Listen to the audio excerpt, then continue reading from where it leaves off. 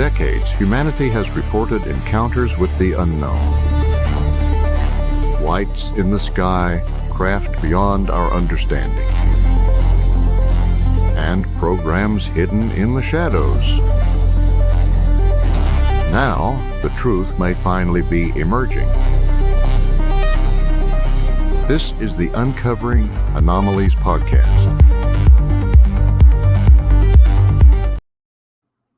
Yeah. Whoa. Whoa, man, that was amazing. Brand new intro. So cool. Hell yeah. I feel like we have to be really serious now. Oh, very. Yeah. We're legit now. It took us 158 episodes, but we're finally legit. What is that? Is it like after 10,000 hours you become an expert, something like that? Yeah, I don't think we're quite at 10,000 hours. No, we're not. We're getting there. Yeah, I mean, we average around 2 hours, right, per episode, so 150. Sure. So yeah, we're 20% there. Yeah. Maybe one day we'll show our faces, but definitely not in time of war because they get crazy. They do. And with some of the opinions we hold here on the show, it could be dangerous. Oh, yeah. I mean, it's Guantanamo. I mean, if they're going after Tucker, and investigating him, and he's with, the millions of followers, and he's loved by so many people, to threaten to go after him is pretty scary. Well, he did win the Anti-Semite of the Year award, so... And it's Tucker, who have been right-winger for all his life. He was like the biggest voice who was supporting Trump. Just by disagreeing on one thing, which is war, he is being investigated and demonized. It's insane. It is insane. And look at Charlie. He basically, said everything positive about Israel, right, for the longest time, and all the Muslim hate and all that stuff. All he was against Iran, and they just couldn't stand it. Yeah, that's why they took it out. They came out. We know the story, but we don't want to get sued by Erika Kirk. Oh yeah, that's right. Cease and desist. Exactly. Well, before we get started, let me just say welcome everybody to the Uncovering Anomalies Podcast. This is episode 158, like I just alluded to you earlier. Joining me, as always, I have a need to know Adam. Hey, everyone. And our special guest today is Sid. Welcome again, Sid. Hey, guys. Hey, Thank Sid. you so much.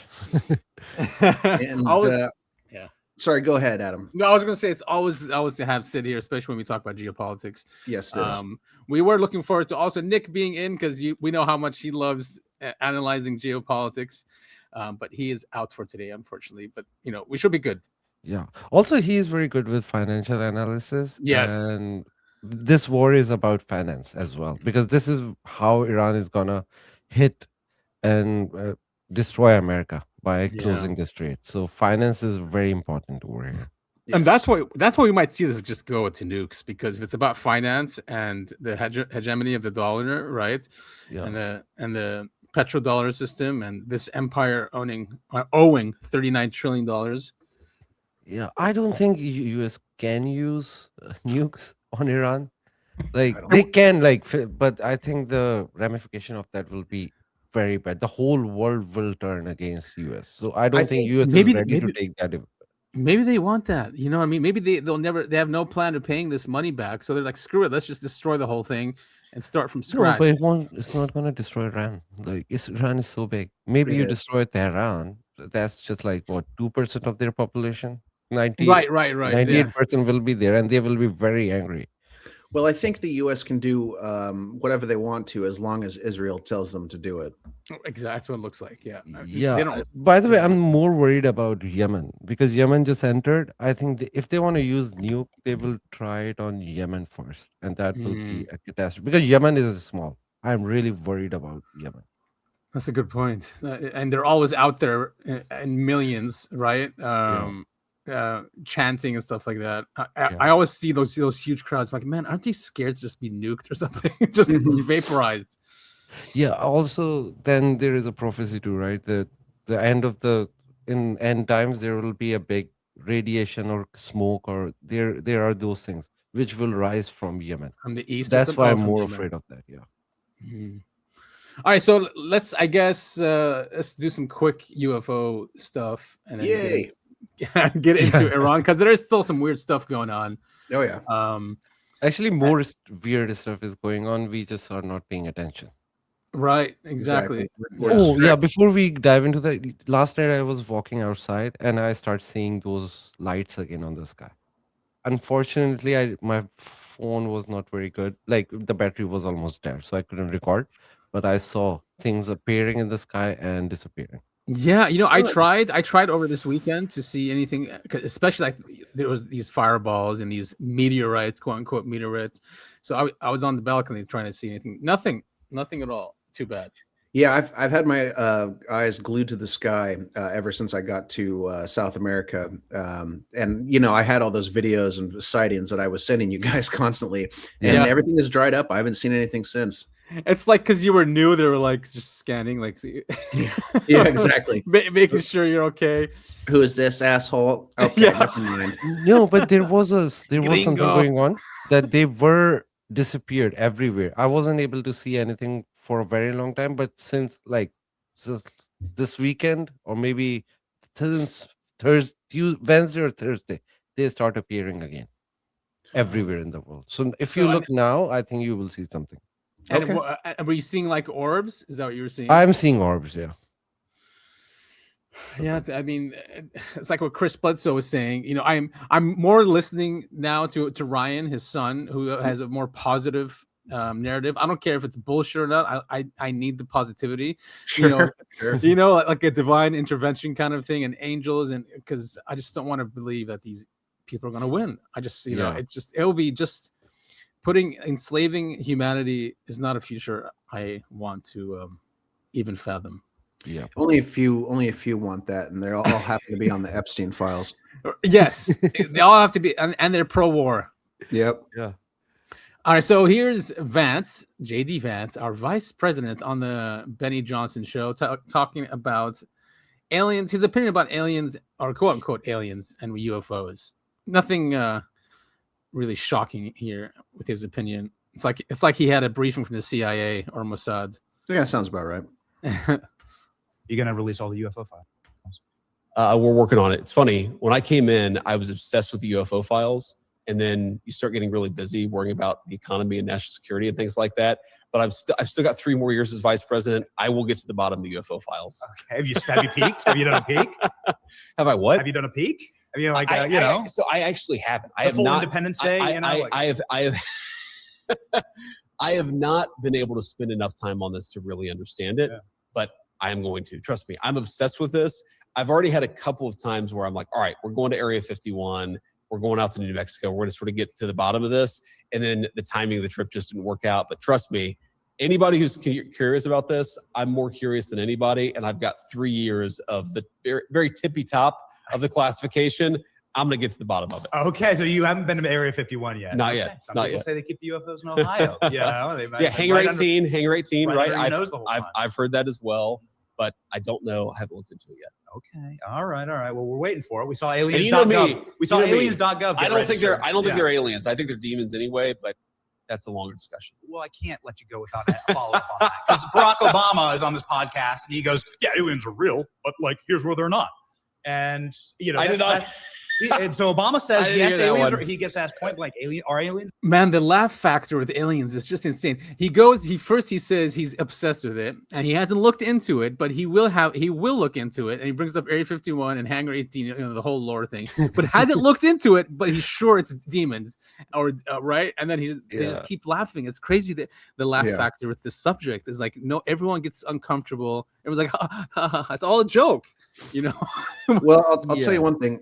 When I return from my exile and go back to the United States and become president, I don't care what war is going on. The first stop I'm doing after election night, Area 51 or Area 52, wherever they're keeping the aliens, that's where I'm going. I guess the best way to do that is to have some troops with you and the media behind you, then just go with it, because then they can't kill you.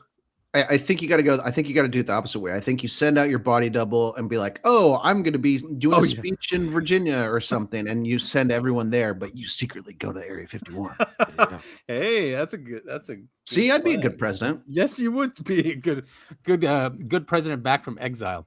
Yeah, those are always good ones. Yeah, regarding aliens and demons, this is like a narrative of all the Republicans. Like, Yeah. if you see, Yeah. yeah, this is very strange that everyone is saying the same thing. Why you are saying that?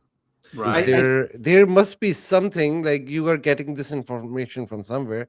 So, and why you are spreading this narrative?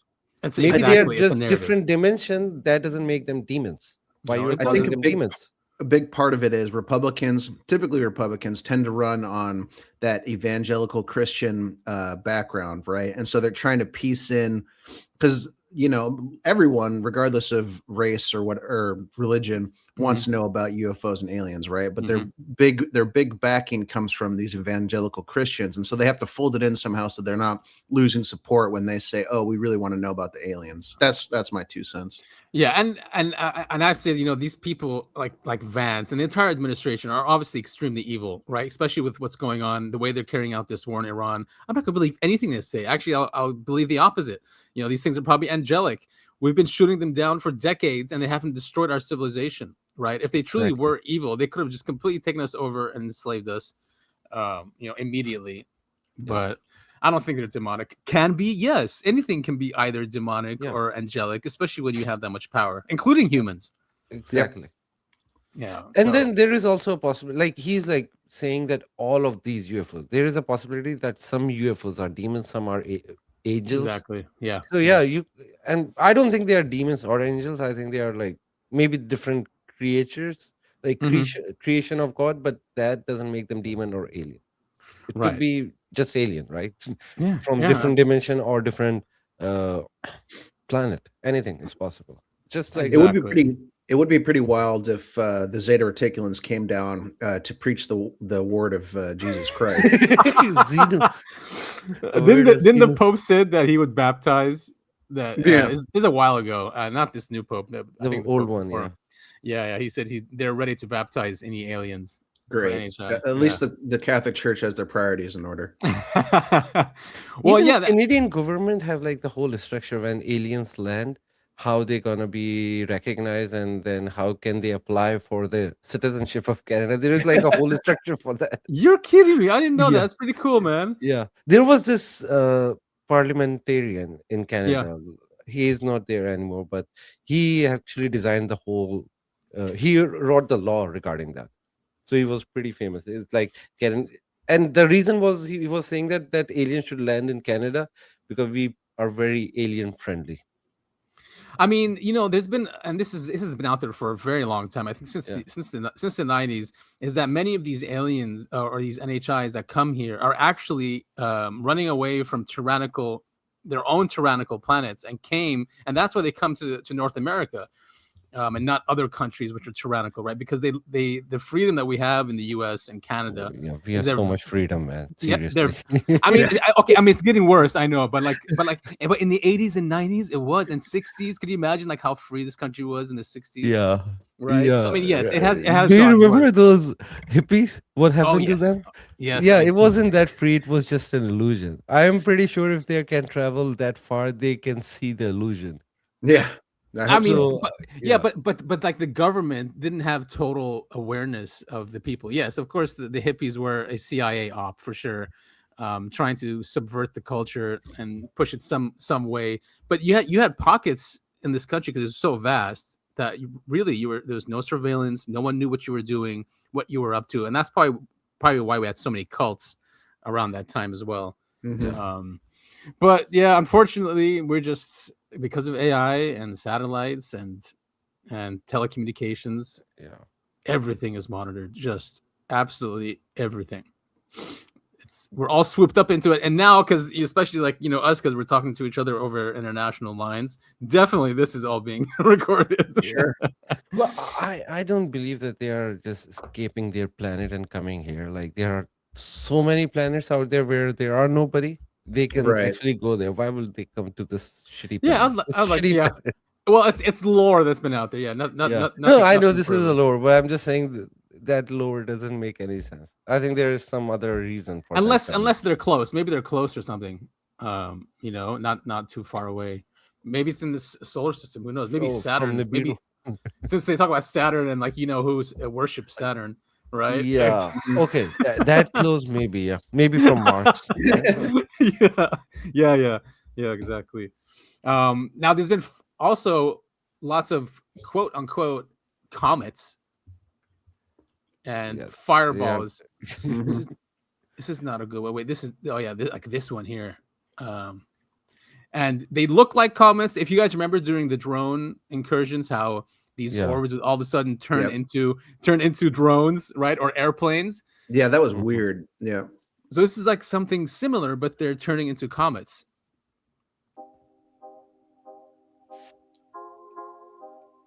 Okay. Comets don't change direction. Right. I mean, a firework might do this, but it explodes at some point. Could be a drone, Whoa. man. Well, Seriously. yeah, it stops and turns around. It's a little too much even for a firework. Yeah. What the hell? I mean, could it be And a then drone? the tail is gone. Yeah. Yeah, the tail's gone. Yeah. And somebody was saying that these are Falcon. Falcon doesn't move like that. No, it Mm-mm. doesn't. Well, this is definitely Yeah, that is, but the SpaceX. fireball is not. Yeah. I think fireball is trying to mimic that. yes. I was just gonna say that it was copying it. Yeah. Yep. Yeah. Nice beats going there. Yeah, and we've seen, going back to what Adam said about the things in the sky over New Jersey changing shapes and kind of mimicking our technology. It is well established that that's what these things do. Yeah, they Yeah. mimic. I mean, that's how they communicate with us, probably, or just try to tell us that they're not evil. Oh wait, someone just went. Yeah, the way it disappeared. Yeah, I see stuff like that all the time in my me store. So too. weird. Yeah. And it just hangs out up there. Wow. Yeah. So it's Yeah, not these things I SpaceX. see them exactly like that. I remember one time I want to tell you the story that I have like this skyscraper. I can see there is a crane on top of it, and the Yeah. green light on the crane for airplanes. Yeah. So it's there. One time I saw a green light came in very close to it, start mimicking it exactly. There the green light is blinking, Yeah. and the Right. blink was exactly the same.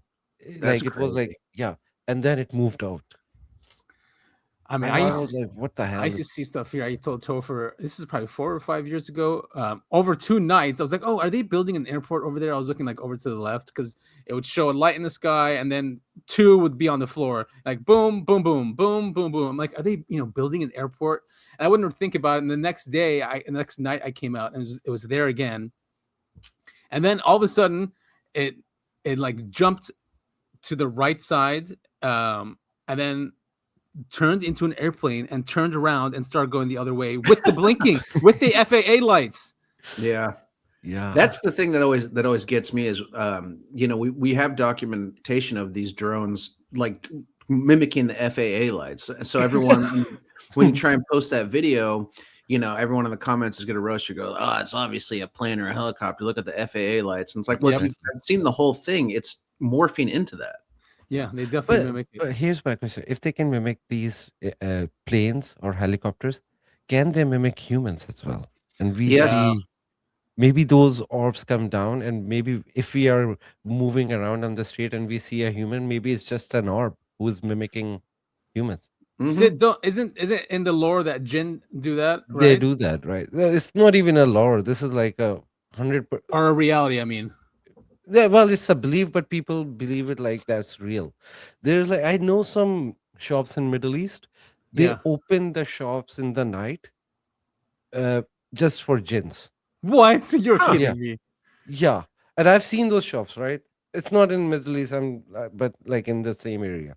Mhm. So There are Does few anyone- does shops it- they claim that they'll leave it open, and tomorrow, the next day they come, some of the sweets are gone and the money is there. And No there kidding. is a legend that the good jinns come and buy it, and they do it. It's a very strong Wow. belief over there.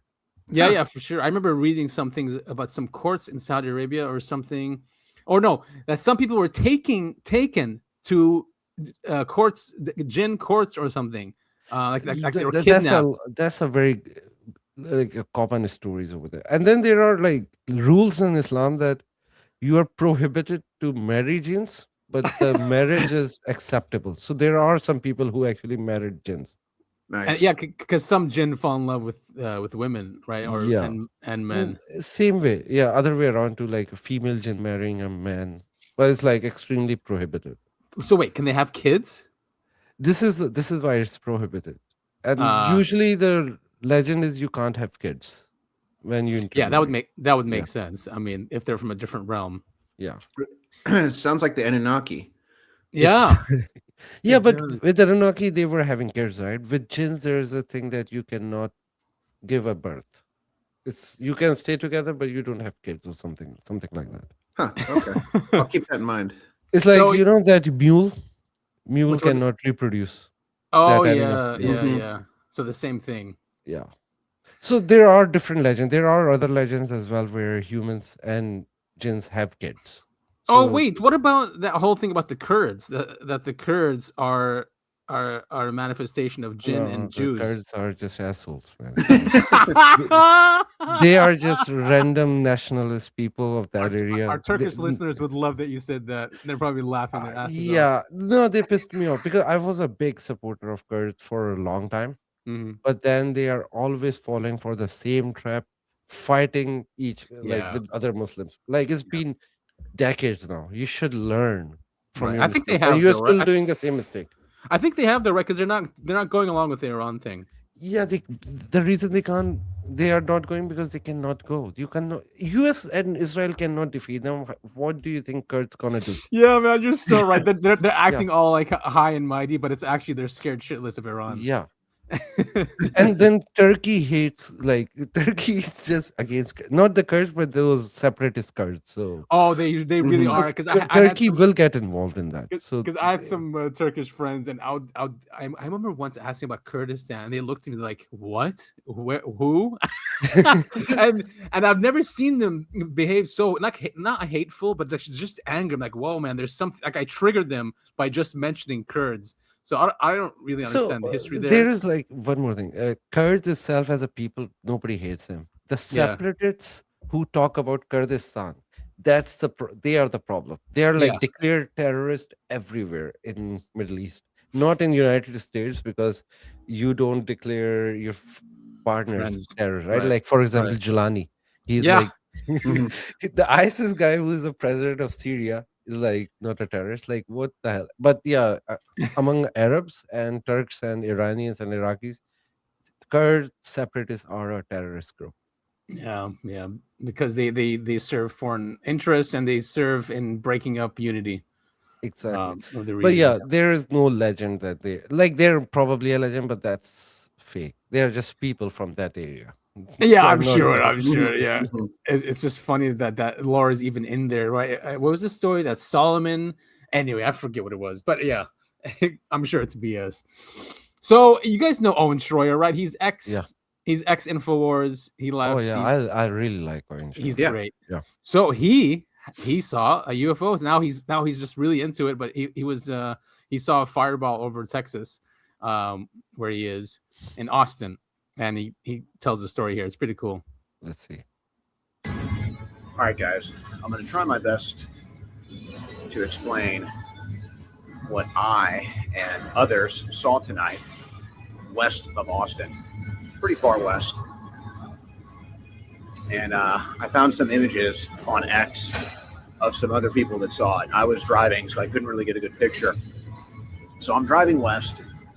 It's sunset, twilight, and I see a bunch of objects in the sky, probably like 4 or 5 objects, and they're striking, like you can't miss them. And I'm thinking, well, this is just the twilight hour, the sunset reflecting off of airplanes or something.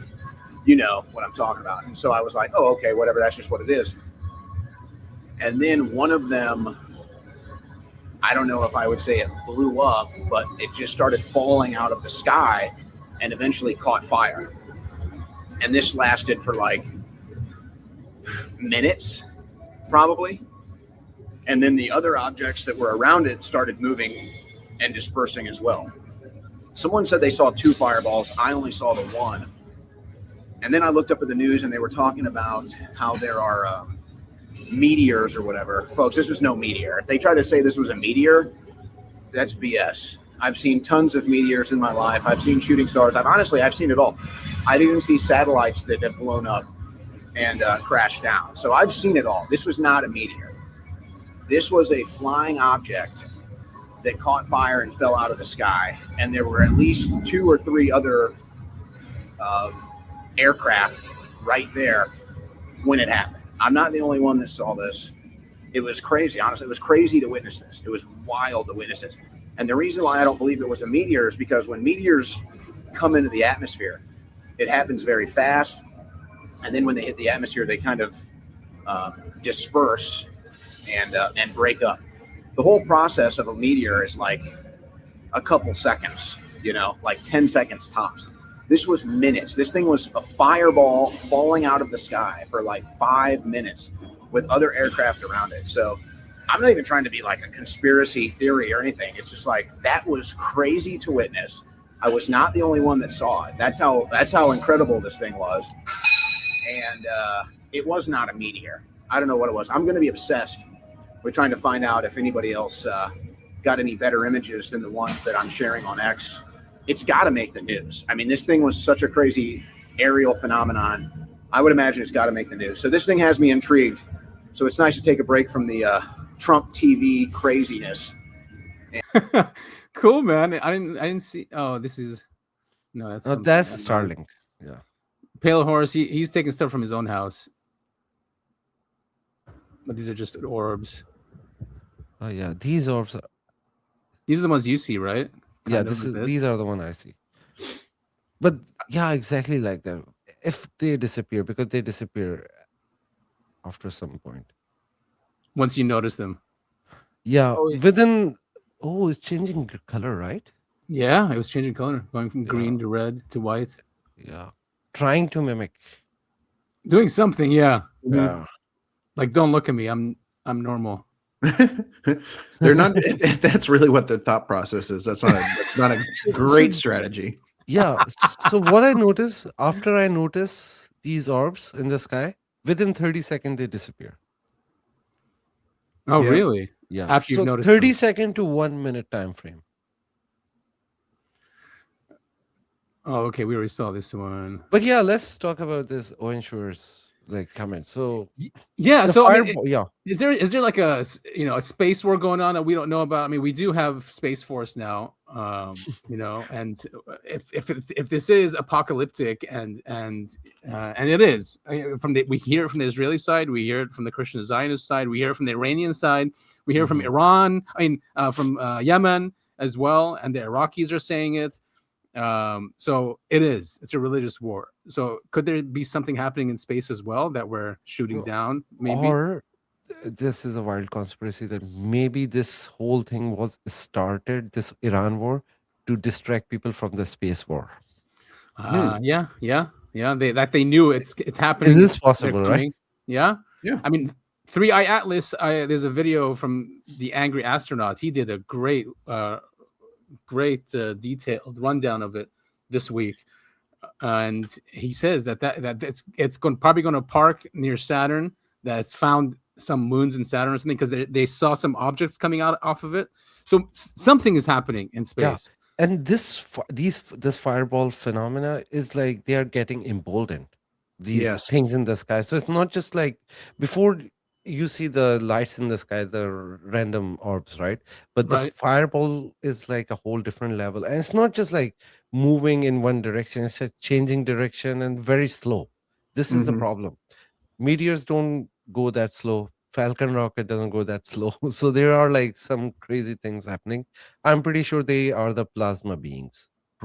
And I hope so. I hope there's some intervention going on, because if this goes to where we think it's going to go, it's just going to destroy humanity.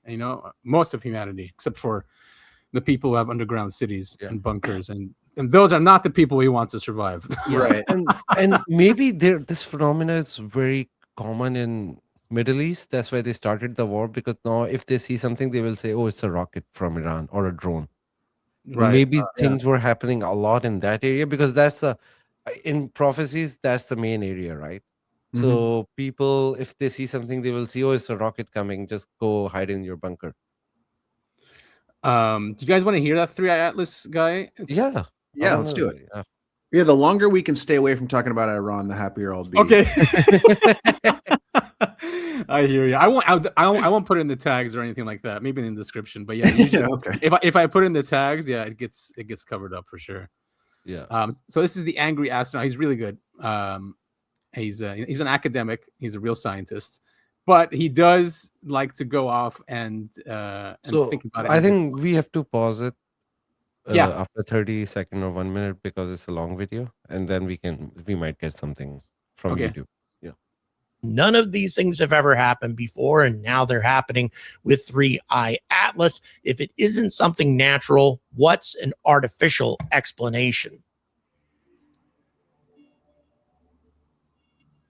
Okay, so it's time to get technical, because this is where the artificial hypothesis goes from cool idea to this explains everything.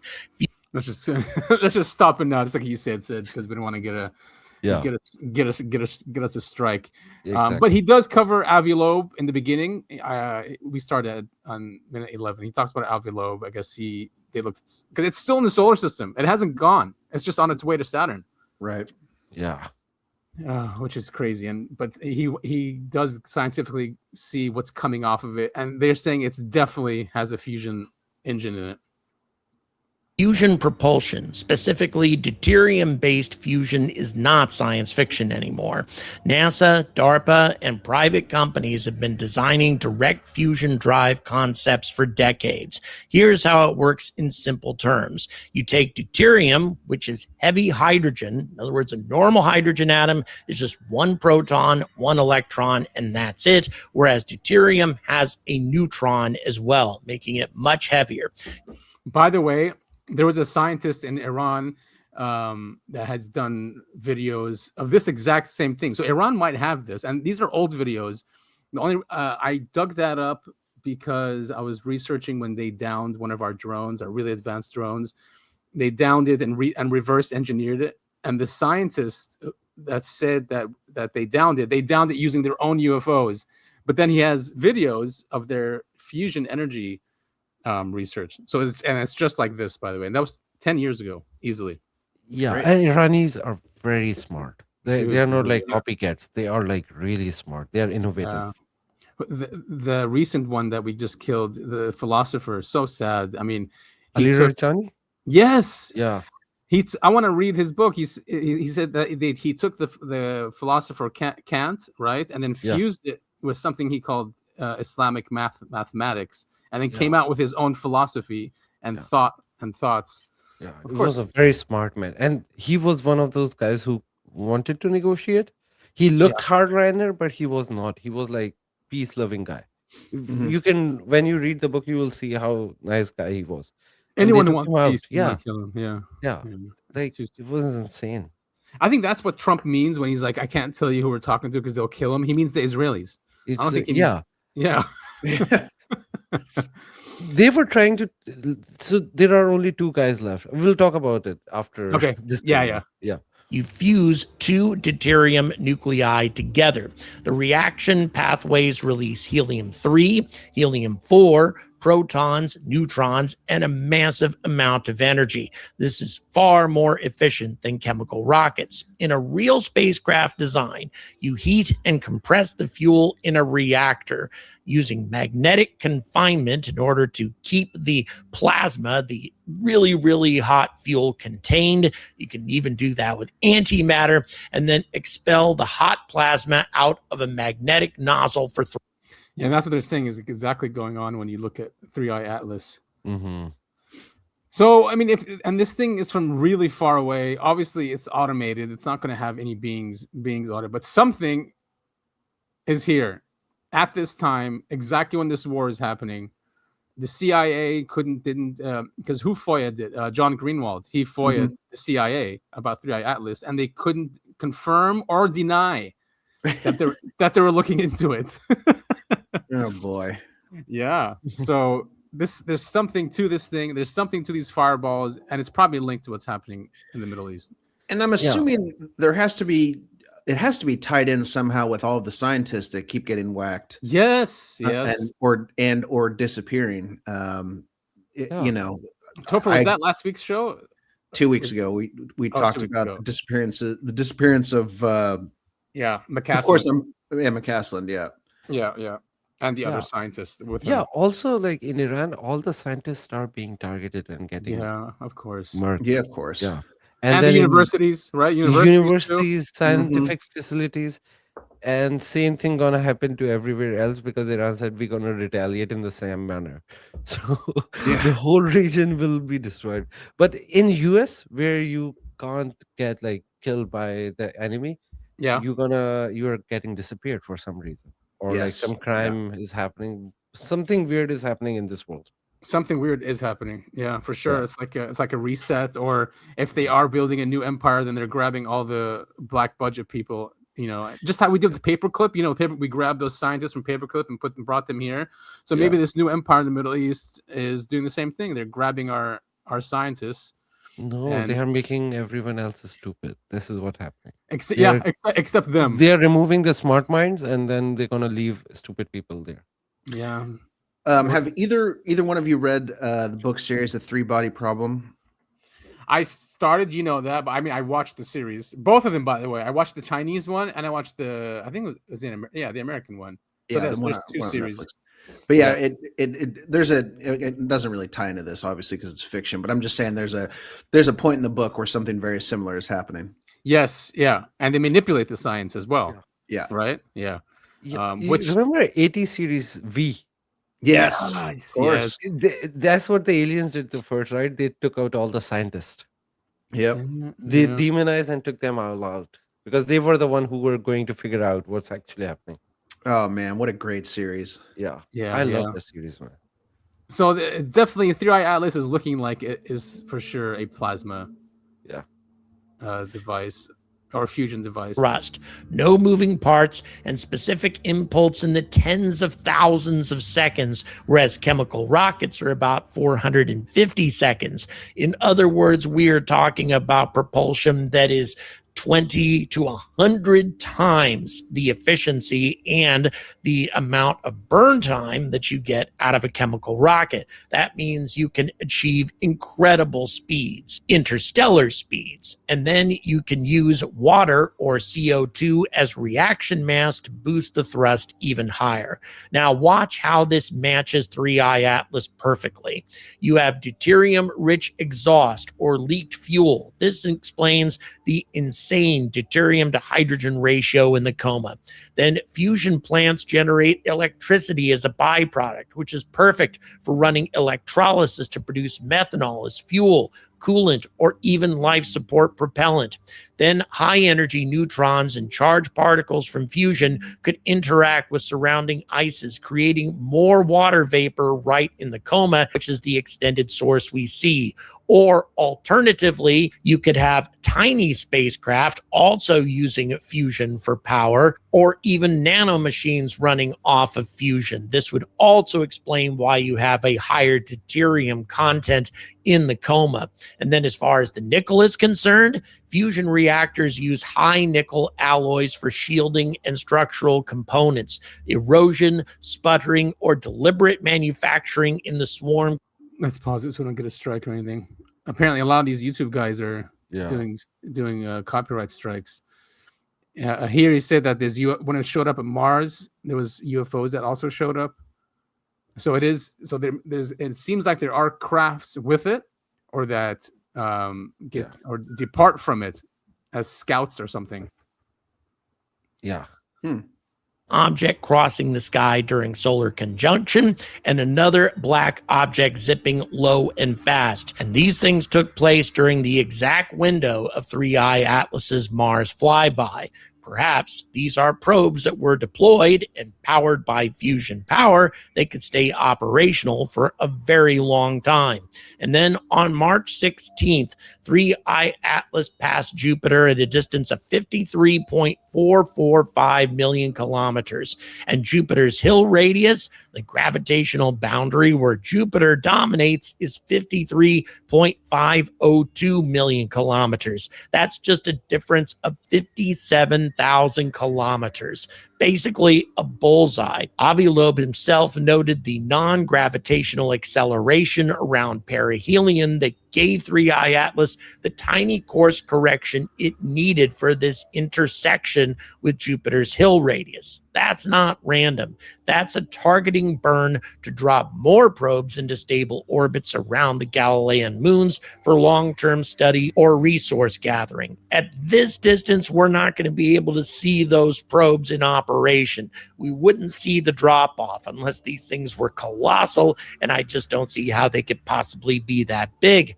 However, you do have the Juno probe that's still operational and still conducting science in Jovian orbit. It could definitely keep its eyes open for these things, assuming, of course, that NASA will actually invest the time to do it. But the problem... For sure they are, but they're not going to tell us anything, obviously. Exactly. Yeah. That's crazy. So it's Jupiter, not Saturn, that it was going to. That's nuts. So it was only off by 57,000 kilometers, you said, which is nothing in space. Basically a bullseye. Right. So, I mean, could this be Avi Loeb's Messiah? That whole thing going on. I hope not. But if this is, a religious war, like they're saying, and we'll see when we get into this, that they're wearing now the patches of the Moshiach. The IDF is wearing these patches. I mean, Easter is coming. Yeah. Either maybe they're faking this whole thing, right, including 3i Atlas, or this is actually happening and they think it's their Messiah, but maybe it's something coming to destroy them from doing what they want to do. I don't know. Yeah, even if it's their Messiah, eventually it's gonna be a big fight. So, but I think they are betting on it. I don't think they are sure that if he's coming or not, but they are saying, because all the prophecies and all those things and all the conspiracies were about this Easter, and for that they started a war, and they are intensifying. I think we'll see a ground invasion as well. So I think they are hoping that the Messiah, their Mashiach, will come. For sure, man. Okay, so now I guess let's just get into Iran now. You said ground invasion. Here's CIA analyst, well, former CIA analyst Larry Johnson, talking about how definitely an invasion is happening. Of course, you have Trump. You have Trump saying that we're doing peace, we're negotiating, and all this. Well, stuff. not only that, he's saying it's not a war and that it's already been won. Now we won this already. We won. We won this war. That's not a war. He also said that he blew off Iran off the map. That's right. Yeah. I was like, what the hell you were talking about? What was the thing he came out and said? Iran gave us a big gift, a really big gift. But he said it was 10 ships, eight or 10 that they allowed 8 or 10 ships to go. Is that what it was? Oh my god! It was fake news, by the way. Of course. Of course. Dude, the guy's losing it. He's completely losing it. You really think after killing their supreme leader, their children's, their commanders, they're gonna give you a gift? Are you insane? Yeah, exactly. Who thought that doing that to Khomeini would work out? And why would we believe it? Well, actually, sorry, go ahead. I think the U.S. pulled off Venezuela. They did a complete mission there, and that gave them. They're like, oh, we can do the same thing in Iran, and without understanding that countries are different. Right. Yeah, exactly. I also want to talk about how they strengthened the regime by killing Khamenei. But when we go to that part of the they definitely did. That's it's a very important thing to discuss because it's totally opposite. But when we go there, I'll talk about that. Okay, I think we'll let's play this clip. Let's hear Larry Johnson talking about what kind of action he's seen from the government and what it means. So there have been, according to public records, over 12 flights out of Hunter Army Airfield. That means they're taking a large number of helicopters. There's also the 7 flights that have been out of Joint Base Lewis McChord in Washington. That base is known because it's the home of the 75th Ranger Regiment. 75th Rangers are a special unit who support the Tier 1 units such as Delta Force, SEAL Team 6. There have been 6 flights out of Pope Army Airfield and Fort Bragg. Again, since March 12th. At Fort Bragg, what do you have? You've got the 82nd Airborne and you have Delta Force. Finally, there have been 4 flights out of Campbell Army Airfield at Fort Campbell, Kentucky. Again, that is the headquarters, the home of the 160th Special Operations Wing, the SOAR. So the ones who fly special missions for JSOC. There have been 4 flights out of the Naval Air Station at Oceana, Virginia. What's there? Oh, yeah, that would be SEAL Team 6, as well as another East Coast SEAL team. Why go through all this activity at the very time when we're publicly announcing that Marines are on the move to the war theater? You have all this other activity that is not really being publicly announced, but it's yet, whatever reason, it is out there for the public to see. I look at that, and that tells me there's a special operations mission being planned. And you have to say, I wonder, are the Marines being used as bait, as a deception, to distract attention from the Iranian army, the Revolutionary Guard, in order so that the special operations folks could carry out a mission such as a raid on a nuclear site to capture nuclear enriched fuel, maybe to destroy it, maybe to ensure that it can't be used again, or to kidnap and grab certain high-value targets. My point is that there seems to be a whole nother agenda here at work. Trump, instead of his move today, served 2 purposes. And then when I say his move, his claim that, oh boy, peace is at hand. We're really making progress with the Iranians. One was to calm the stock market. Stock market had fallen. It lost about 10% of its value since the start of this war. It gained back about $1,000 today. So it's not as bad as it was, maybe 20% improvement. But it also calmed the oil markets a bit because everyone thinks, oh boy, peace is at hand. Maybe it is, but let me suggest an alternative, that this is what we're witnessing as grand political theater. Donald Trump playing a role, both a distracted person, someone who's constantly changing his mind, behaving very erratically, all of this to create cover for a pretty dramatic special operations mission inside Iran to perhaps locate and or seize nuclear fuel from Iran. I don't think the special operations mission that they have the capability to do anything to open the Strait of Hormuz. That's a whole different issue. Getting control over the Strait of Hormuz is almost impossible unless the United States is willing to risk enormous losses. It would appear that there is some other operation plan. It's not widely known, and it looks like, to me, it's probably highly compartmented, and only a certain number of people know about it. We are seeing this joint movement of forces that started on March 12th. There's been no effort to halt it, no effort to call these people back. And as a result, I think Donald Trump's intent is not to stop the war with Iran. His intent remains defeat Iran, inflict as many casualties as possible, and hopefully weaken Iran to the point that there is regime change. Hope I'm wrong, but that's the way I read the cards. So they're interesting. What do you guys think?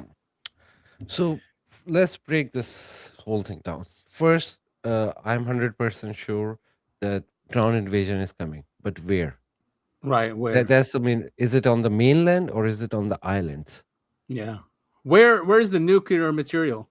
They are in the mainland, but in the middle of Iran. So I think it is impossible to reach there without getting destroyed. So I don't think they're going to even try that.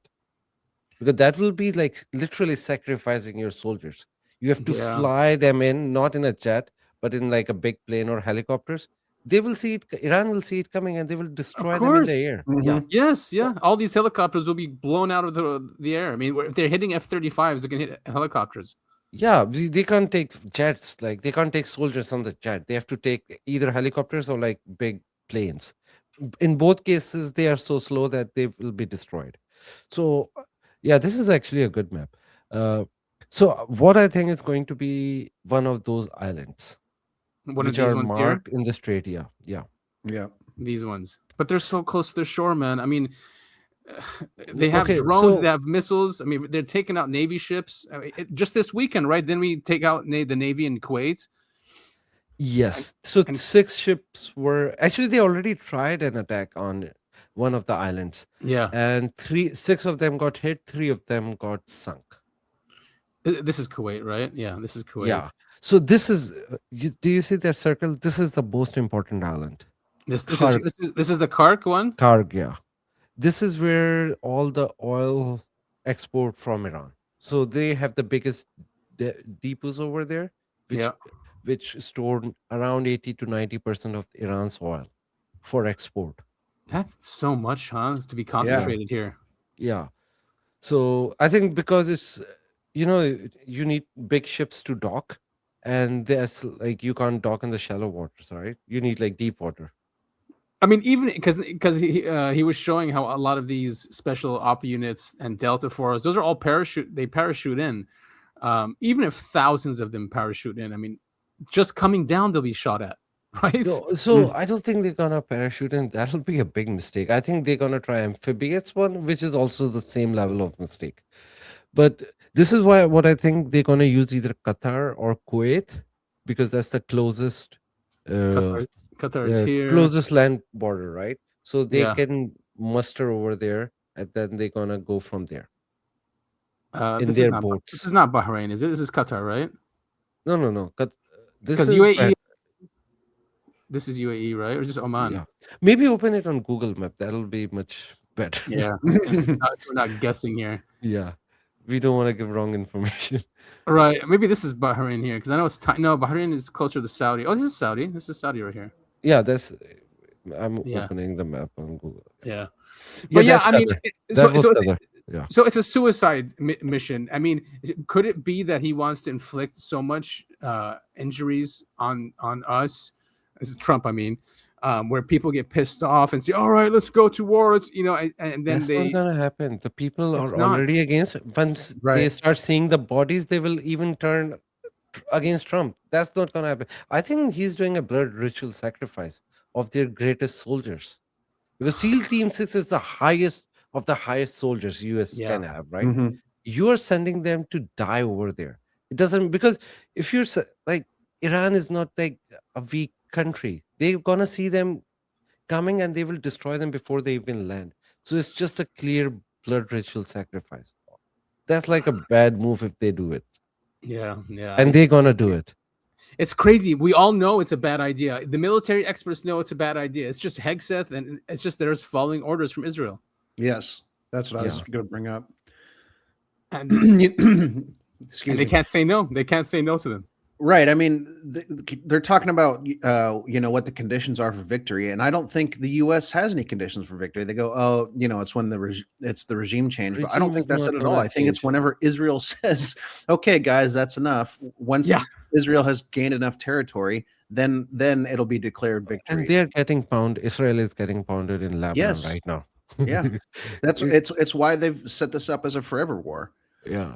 They can just keep going. They have a vague end goal in mind, and they can just keep it going forever. I mean, their end goal is just to make everyone else weaker except them. That's exactly. Goal, exactly. Right? That's it. That's the real goal, in my opinion. Yeah. Also, just let's for the sake of the argument, just say that they captured Karg Island.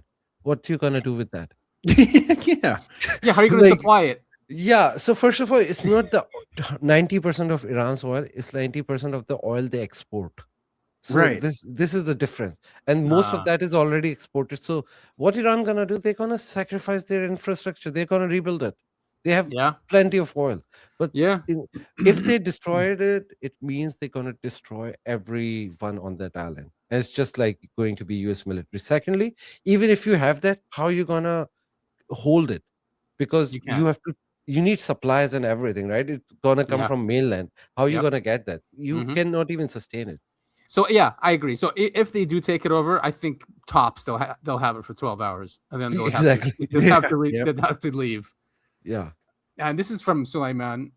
He shared this. I think it's interesting. I think Iran is preparing to take over UAE with a ground invasion if the U.S. puts troops on the ground. This is from Iranian State TV. If the United States make a mistake, Iran's armed forces are ready to seize the coastlines of the UAE and Bahrain and reshape the region.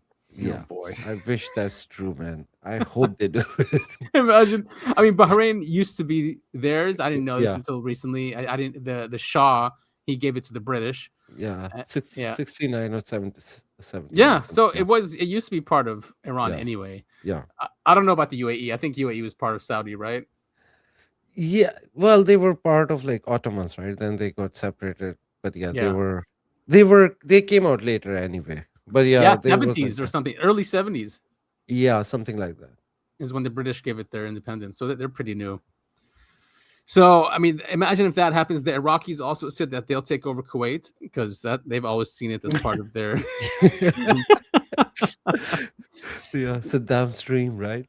Yeah, exactly. So I don't know, man. I don't know. We could be seeing a completely different Middle East where the U.S. is not there, and with Israel dismantled. Because you have, I mean, I didn't have anything queued up here, but there are countless of videos, and now the Israelis are sharing it because they want to look like victims. But if Tel Aviv is just a mess, it's burning, buildings are blown up. It's gonna get worse. Complete neighborhoods. Yeah. But back on the UAE border, I think Iran can take over Bahrain, but I don't think they will take over UAE. That will be crazy. What I think gonna happen, Saudi will jump in and they will take over UAE. Yeah, that makes sense. They might help Bahrain. So they will separate, like Saudi and Iran will make a deal that we will keep the UAE and you can keep the Bahrain. That is my assumption. It's a conspiracy, but like it could happen. Yeah. Well, that's what we're here for. This is the conspiracy podcast. Totally. Now, Iran is making such great troll videos. God, I mean, they understand our culture so good. They're killing it on social media. Yeah, they really are. And then our propaganda is not as good because we don't understand their culture, or don't want to understand their culture. Actually, if we did understand their culture, we wouldn't have taken out Khomeini. Yeah, correct. Right. Exactly. So our leaders are ignorant, and their guys know what's going on. So here's a 2-minute video of what's going on, or from their perspective. Yeah. You crossed the ocean just to find your grave.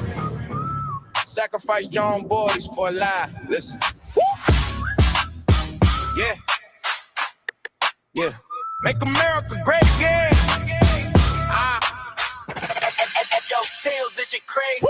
Yeah, make America great again now. We will see what happens, yeah. Watch this. Sacred defense, we protecting the soil. While you sacrifice soldiers to pay for your spoil. You thought you ran the blow, sitting on your throne. Now we turning every base into a bed of stone. It's a slaughterhouse, a trap you couldn't see.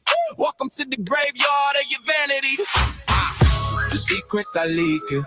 Oh, God. The pressure is rising.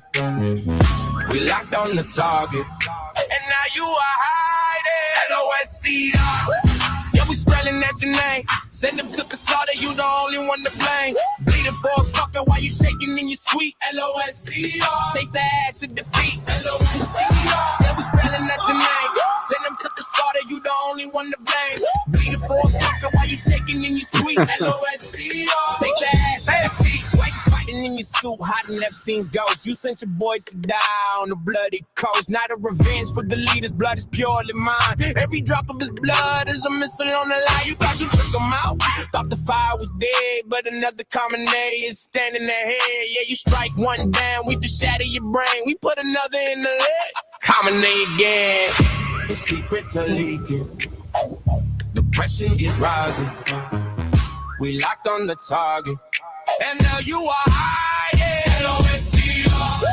Yeah, we spelling out your name. Send them to the slaughter, you the only one to blame. Bleeding for a puppet while you shaking in your sweet. LOSCR. Taste the ash. LOSCR. Yeah, we spelling out your name. Send them to the slaughter, you the only one to blame. Bleeding for a puppet while you shaking in your sweet. LOSCR. Taste the ash of defeat.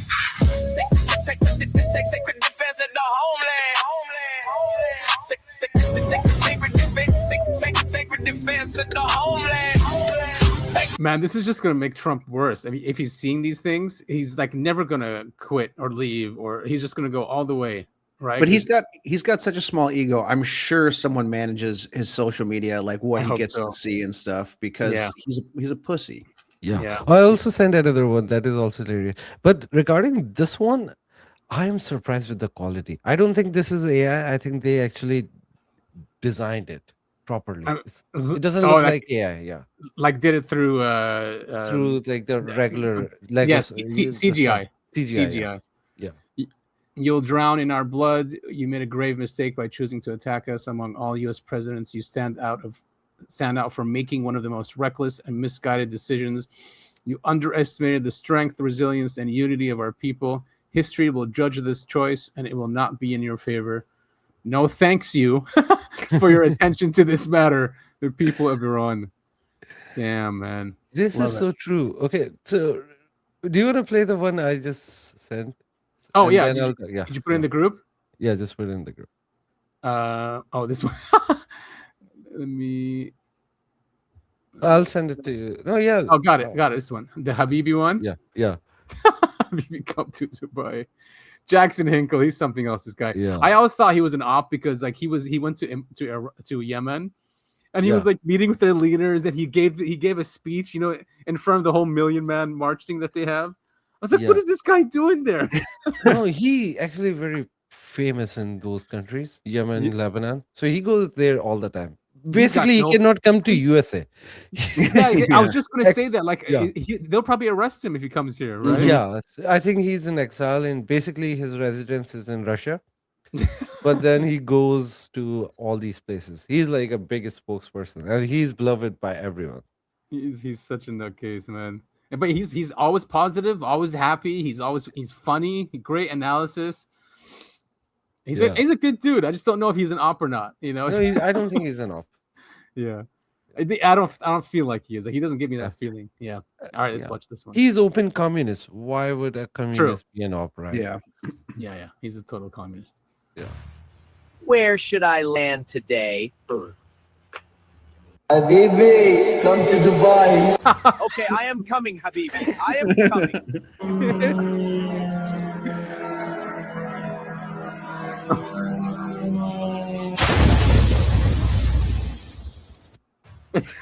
Where should I land? Because this is like Habibi come to Dubai was like their slogan. Now they're regretting it. Mm-hmm.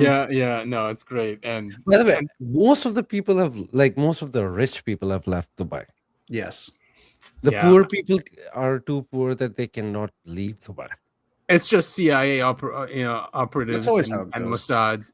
No, even with the foreigners, like the people from Bangladesh, Pakistan, India, Philippines, the lower class people who are like slaves, Who do over all the there, work, yeah. who are like slaves, they don't even get paid properly.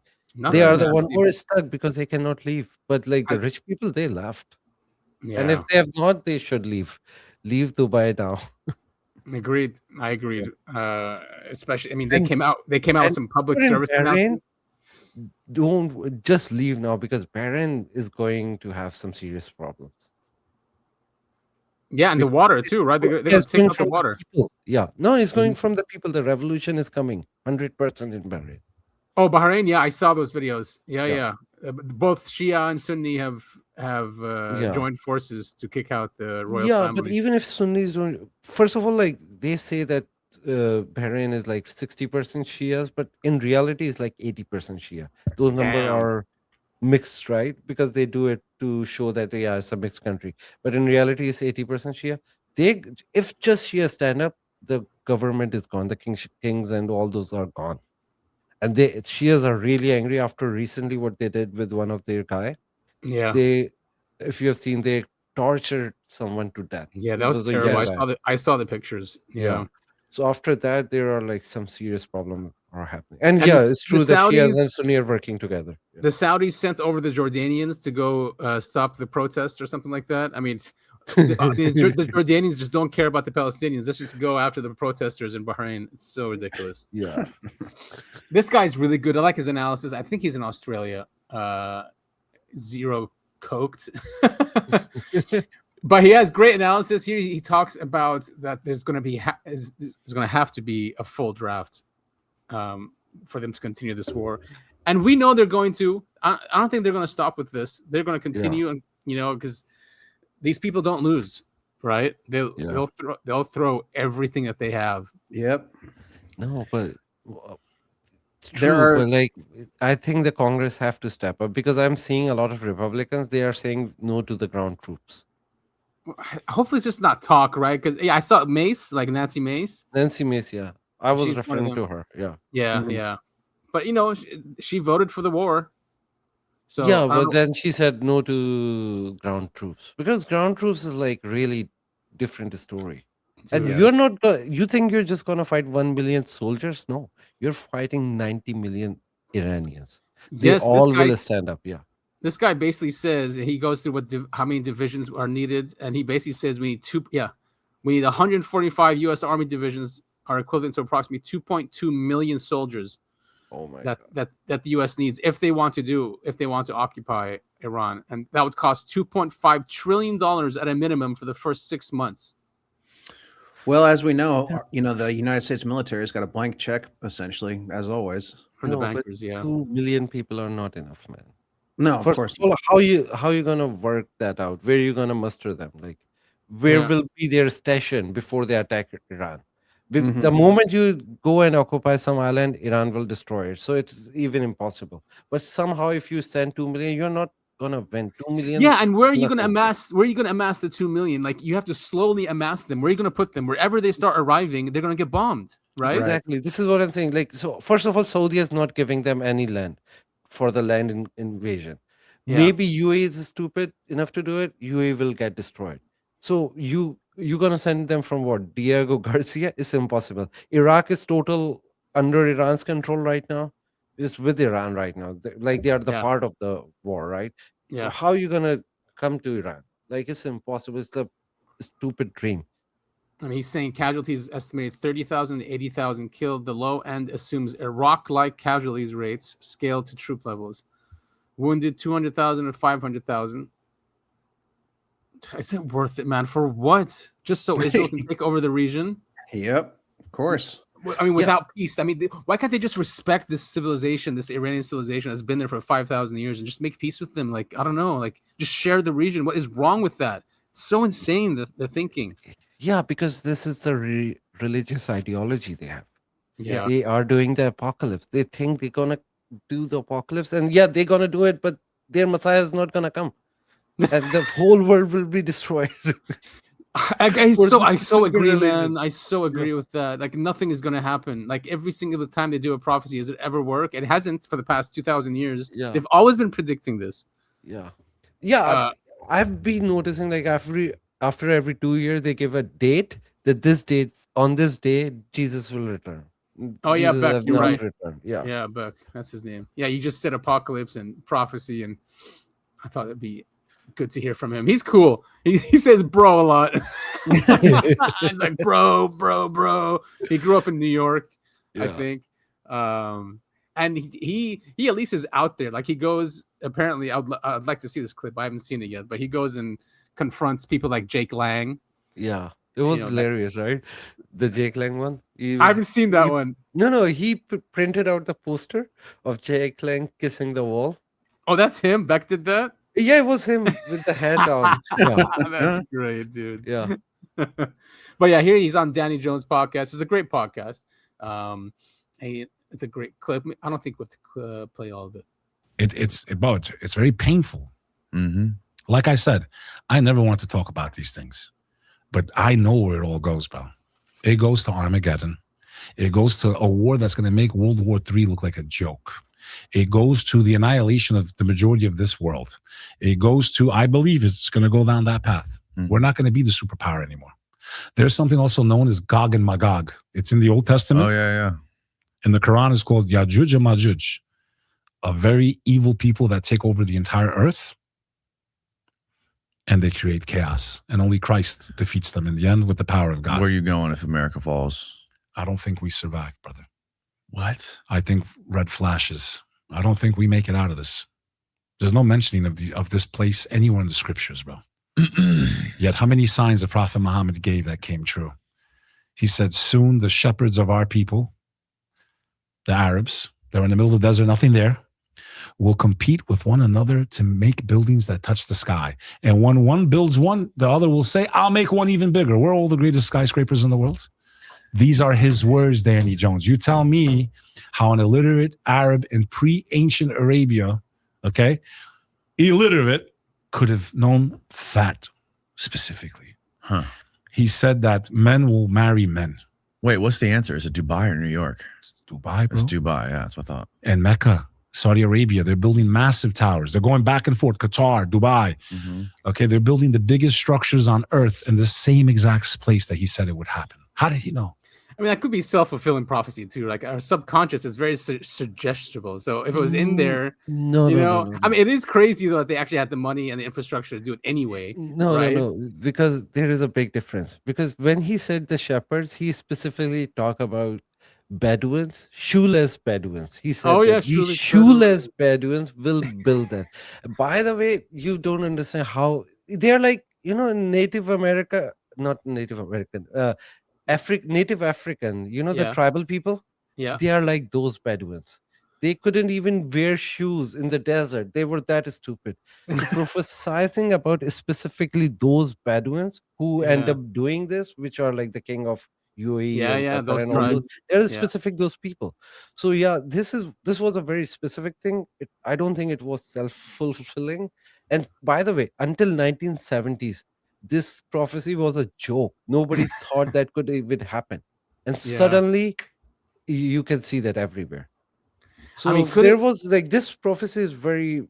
Okay, I'm gonna throw this out there. Throw this out there. So what if it's also because they couldn't have done this without the banks and financing and stuff like that, right? Now, what helped it obviously is the oil. Without the oil, they wouldn't have had. Yeah. So what if it's the bankers because they know scripture and they know everyone's scripture, right? The guys who are running the planet. What if they, sit and start financing them to build these towers just to fulfill prophecy? You know what I mean? And it's a conspiracy, of course, and it's out there. Yeah, but this is very strange that these Bedouins came in power at the first place, who were just the nomad people. If this is really happening, dude, this is Armageddon, then it's really bad. You're talking about 2/3 of humanity. This was not the major sign, by the way. This is the problem. So that was one of the last of the minor signs. Okay. So it could means this could happen, like Armageddon could happen after 2,000 years from there. It is end times, but it doesn't mean like it's gonna happen at that point. Yeah. Doesn't mean it's immediate. Yeah. Okay. So the major signs are different. Well, one of them is like the radiation or like a big smoke will rise from smoke. Yemen. That. Yeah. Something about the sun, right? It rises from the east. The sun rises from the east. Yeah. No, from the west because it's usually rise from the east. Yeah, sorry from the west. I think he doesn't talk about that one here, but how do you know if he wasn't? Well, maybe the people that are building those towers are reading the Quran, trying to fulfill a prophecy. Danny Jones, there's a lot of prophecies. One of them was the time will come where people will place musical instruments on their ears, and they will dance into the night. How did he know? He described headphones, bro, towards the end of time. That's pretty wild if that's true. All of the minor signs, and I invite the audience, study the end of time signs in the religion of Islam.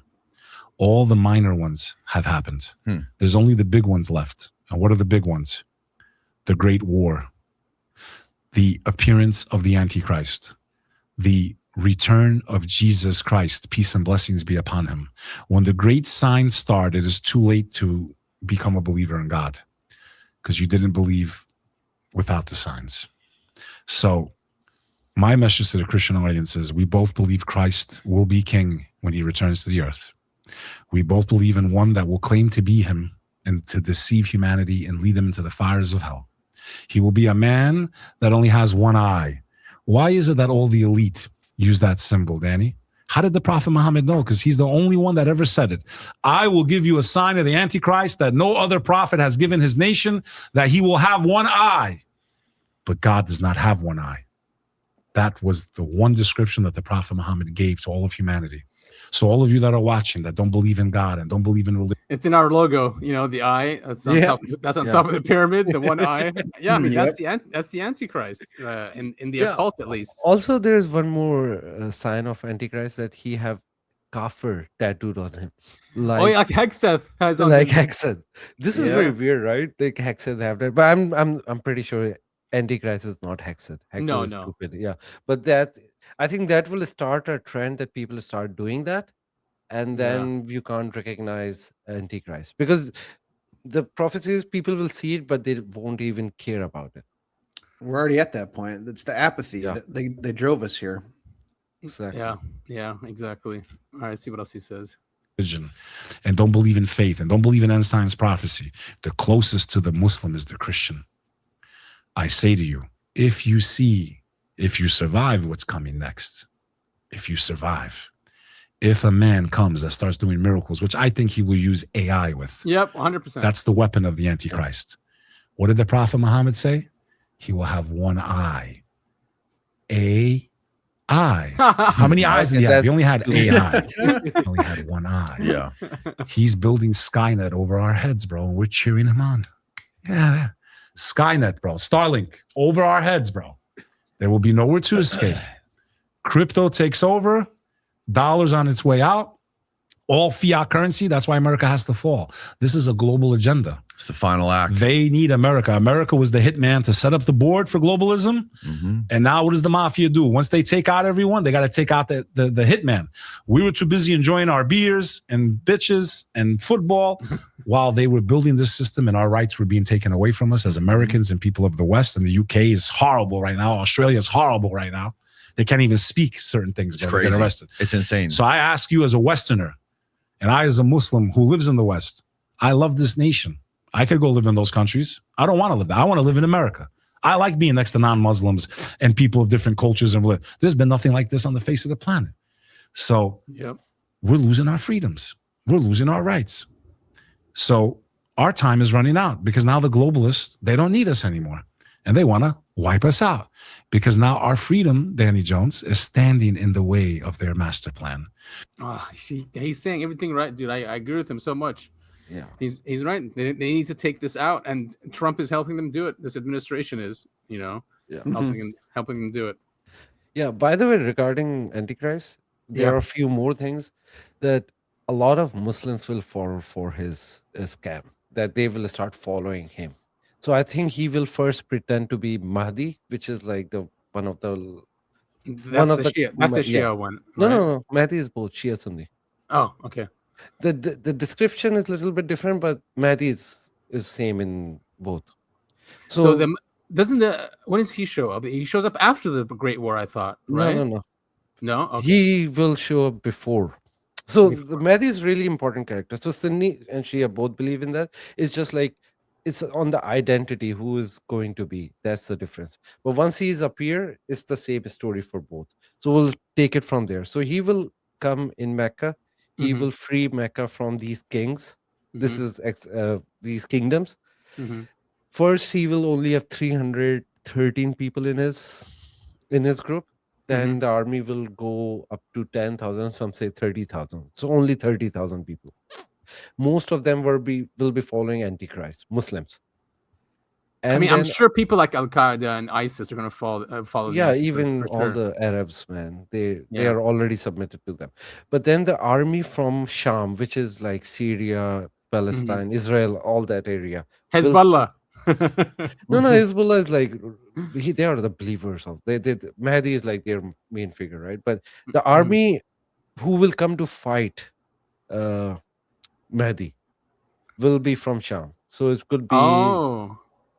So and that army from Jolani, mainly Syria, and then the name is given to the king of Syria is like Sufyani, which is the opposite of.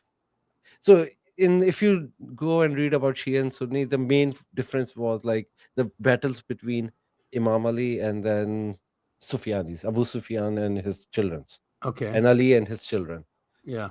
So these are the big difference. So the descriptor was given to them. It was like Sufyani. And in Syria, they have a Masjid Abu, like Banu Umayyah as well. They call Banu Umayyah. Anyway, they will come to fight Mahdi. And in the desert, the desert will eat them. Like the earth will open and they will be sunk in that desert, that army. And then everyone in the world, all the Muslims realize, no, this is the real Mahdi. Well, we should look out for that. So wait, this happens before the Great War? During the Great War, yeah. During the Great War. I mean, we're talking about the Great War means nukes, really. If you no. After the Great War, that one. Okay. If you mean, so it's after. Yeah. Oh, okay. So after 2/3 of humanity is gone. Yeah, after they are gone, they go and take over Syria first. They're gonna free Syria, and in the Syria there is like this mosque which is called White Minaret Mosque. What is it called? White Minaret Mosque. Okay. It's not. It's like the description in the Hadith. It's not the real. People don't know, but you know the minarets on the mosque. Yeah. The towers. Yeah. The description is like the mosque will have the white minarets. Oh, interesting. So there's one in Syria. So this is the very important part. So Mahdi will go free Syria on the white minaret mosque. They will get ready to pray, and this is where Jesus will return. And Jesus and Mahdi will join, and after the prayer, they go to Jerusalem, fight Antichrist, kill Antichrist, and then long live humanity, peaceful humanity, right? Yeah, 1,000 years of peace. Just that'd be nice. Wouldn't that be nice? Wouldn't that be nice? The cynical part of me is like, man, what if the whole thing is just a psyop and no one's going to save us and they're just going to win and take it all over? I hope that's not true. That's not true. If there is evil, there is good, and good always win in the end. It takes long, but they win. But this is the main important part. So yeah, Mahdi is a main figure, and I think the first Antichrist who's gonna come, he will pretend to be Mahdi.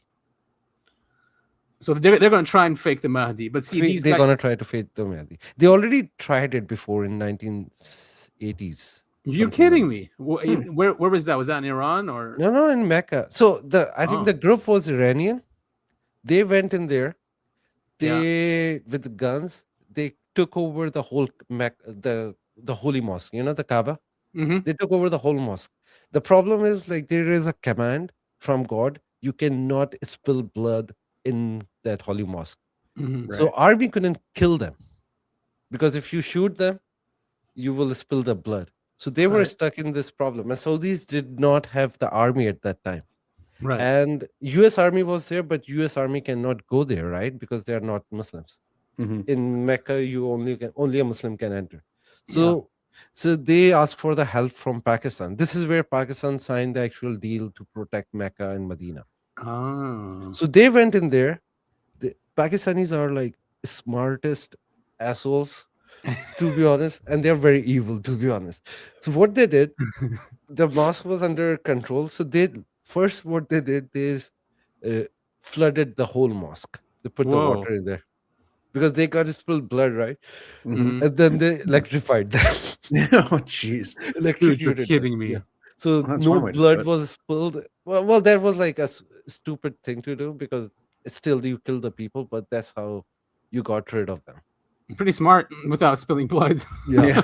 But yeah, they tried to fake the Mahdi, and a lot of people start believing, Mahdi came in, but that was just like some asshole. All right, so we should all look out for that then in the next 2 knows. But now they are very smart, so they can fake a Mahdi. Especially Saudis I recently saw some Saudis who were posting that Mahdi is going to be Saudi. This is not true. But if he's in Medina or Mecca, isn't he? No. First of all, it never said it's going to be from Medina. It says he will go from Medina to Mecca. So it could be visiting Medina, right? Or he will any reason.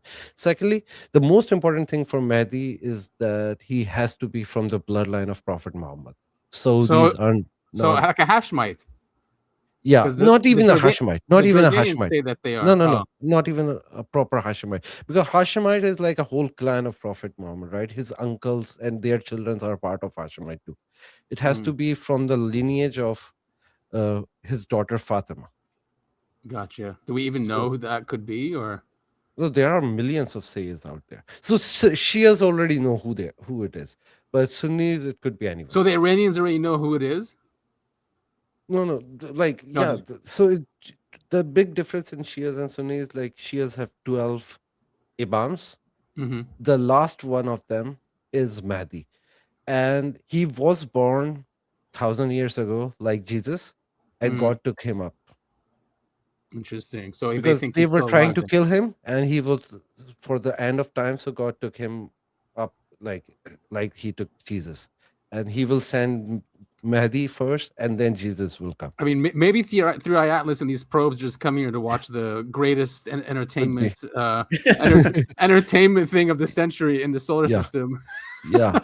So yeah, this is the difference with Shia Sunni. So Shias knows is that Mahdi, who was born and who was taken up, like we know that Jesus was born. With Sunni, it could be any Sayyid, but it has to be from the bloodline, because the Hadith is he's going to be the 12th son, like he's going to be the 12th caliph, but he is going to be from my lineage.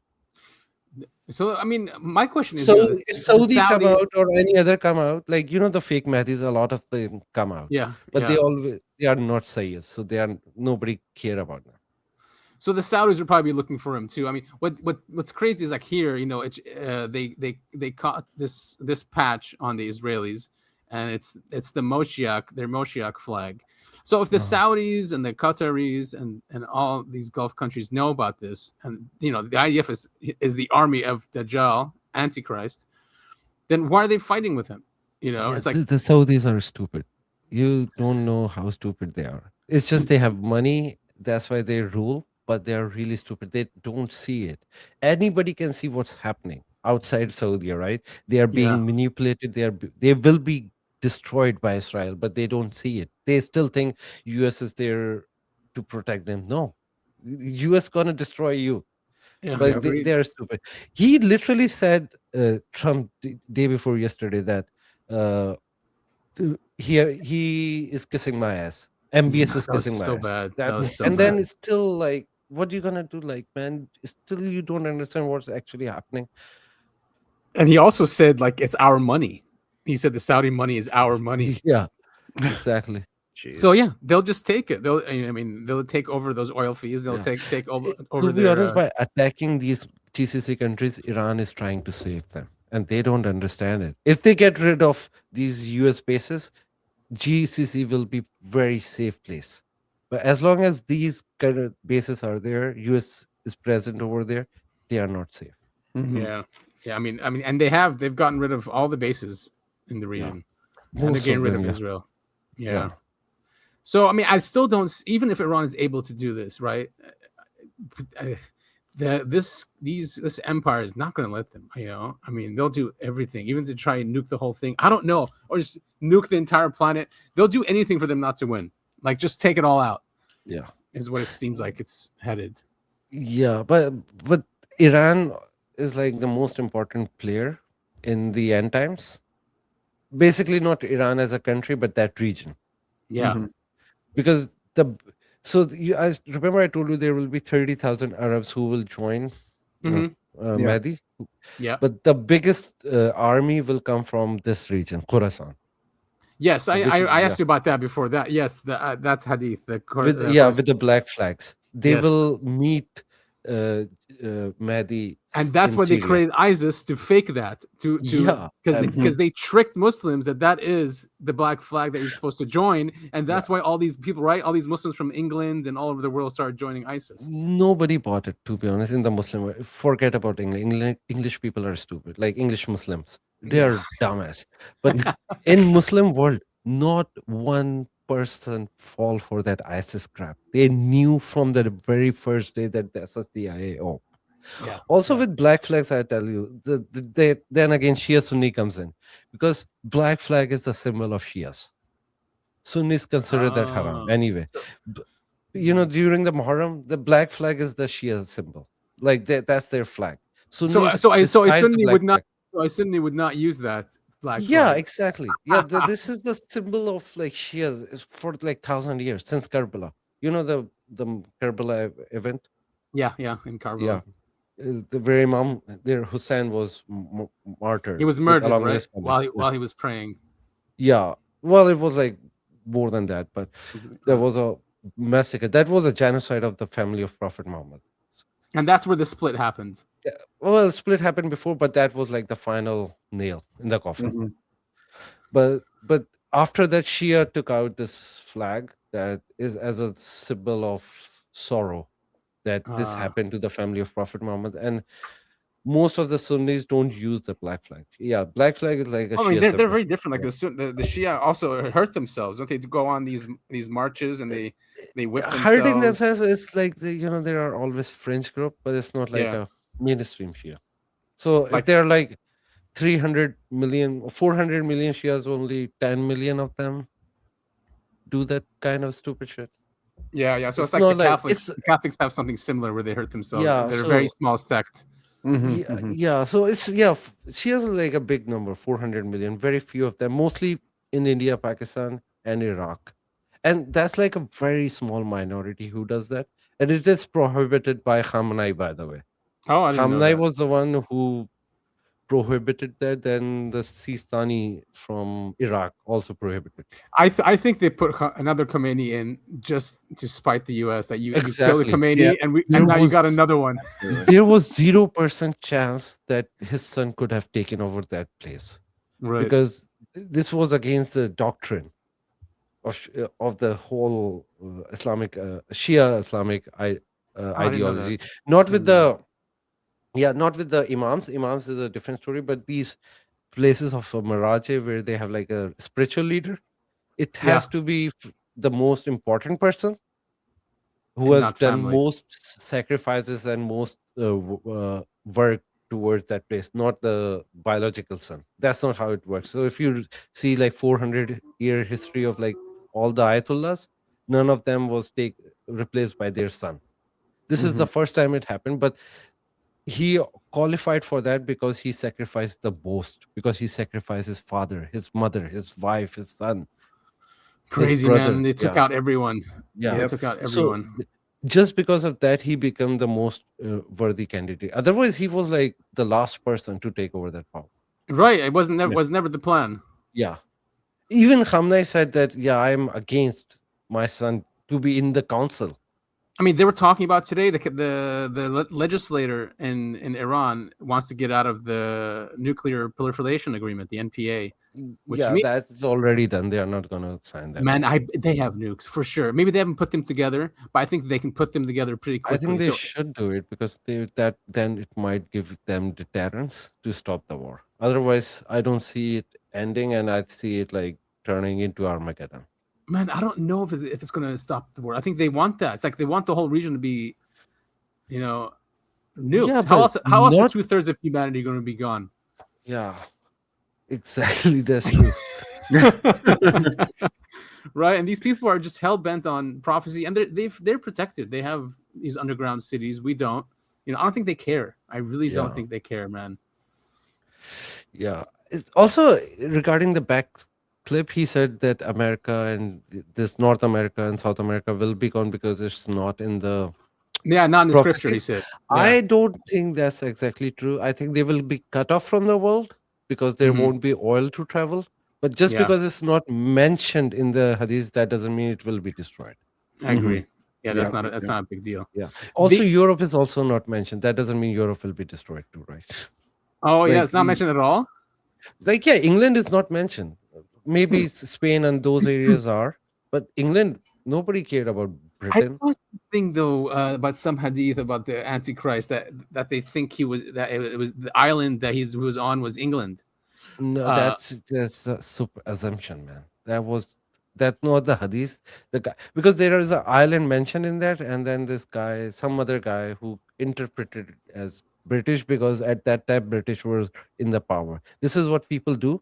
They see what's happening around them, and they just Of course, yeah. And you try. For you try to make example, sense. like they think US is like Antichrist, like the US dollar.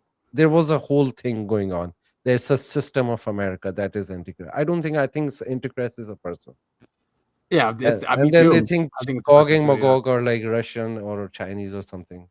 That's That's the Christian version, or the evangelicals. They say that Russia and Iran are Gog and Magog. They're going to go against Israel in the end times, and God will come and destroy I don't them. think Right? so. I don't. I think Gog and Magog are aliens. That's my opinion. Bad aliens, not good ones. They are bad aliens, yeah. And the reason for it, because there are multiple hadiths regarding them. One of the hadiths about Gog and Magog is like their ears are so big that they sleep on their ears. So they use the story is like The hadith is they use one ear as a bed and other as a cover, and they sleep like that. What?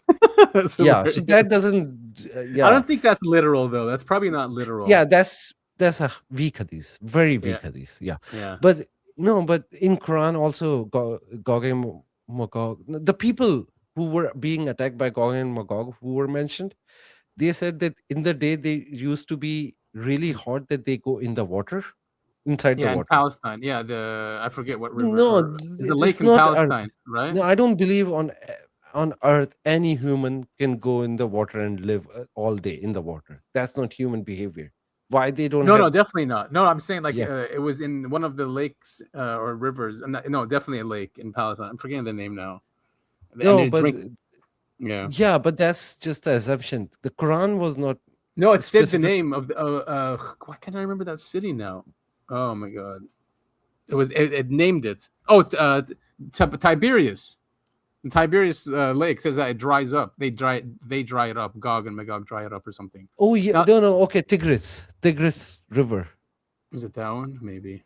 Yeah, they will dry it. But the whole story in the Quran is like, because the heat of the sun is so harsh that they have to go inside the water. Humans don't do like that. They always Right. go inside their home. And So we it have also- UFOs. We have UFOs underwater and coming out of the water. Yeah. There you go. Bases. Yeah. No, but that was specific about people around that area who were being attacked by the Gog and Magog. And then this guy, Zulkarnain, he went in and he built a wall. Oh, this is back in the day, you mean? Oh, yeah. I'm talking about Oh, the okay. way Quran described those people Oh, okay, yeah. So back in the day, yeah. back in the day. So it's not even a wall. He built a barrier. That's a bad translation. He built Yeah. a barrier. A barrier could be, and then also it said that he used copper and stuff to build a coil or something to kill Yeah. electromagnetic. I remember writing an article about this a long time ago on my on when I had the blog going, and I came to the same conclusions, through secular sources, because I was looking at the Caucasus Mountains, like who are these tribes, and then it turned out that it was in the Quran as well. Even though there was secular sources that are also saying the same thing. That these people, where they come from, it's basically the Ashkenazis. Yeah, is where the research went. Yeah, I don't think they are humans. But, I don't okay, think so I will. either. Okay, if I will suggest everyone to read one chapter of Quran. You don't have to read the whole book. There's a chapter called the chapter of cave, Surah Kahf. Read the whole thing. So the three things are discussed on there. All three of them are out of this world. One is like the people of the cave who slept for 300 years. Time travel, yeah. The other one is Zulkarnain, this guy who went to those places. He went to some crazy places where sun was being. Yeah, they think he was Alexander, maybe, right? No, that's really stupid. But probably not. Yeah, No. People thought that. Majority of the Muslims think that Zulkarnain is Alexander, but I think that's just stupid. Alexander is nothing. Yeah, Alexander is not Zulkarnain. Zulkarnain is a whole different. Yeah, I think person. it's just people trying to, relate fit in because they thought yeah. because Zulkarnain was great and they thought Alexander was great, so they mixed it up. And the Yeah. third person who's been traveling in time in the chapter, his name is Khidr. the Oh immortal. yes, okay, I know, but I know that because the Alawites, or no, the Druze or the Alawites, one of them really, that's who they focus on. They focus on Khidr. I think Druze. They're the Druze, Yeah. not Alawites. Alawites, nobody knows what their religion is. They're very secretive, but Druze we know. And They the really Sufis focus as well. on The Sufis focus on Khidr as well. everybody because he's a main figure in the Quran, right? Yeah, and he's mystical. He's mystical, but he also travel in time, and he's also immortal. He's like from the time of Nuh, because he's one of those survivors from I didn't know from that. That's history. very cool. Well, Yeah. We always learn something new with you. Yep. I'm learning a lot right now.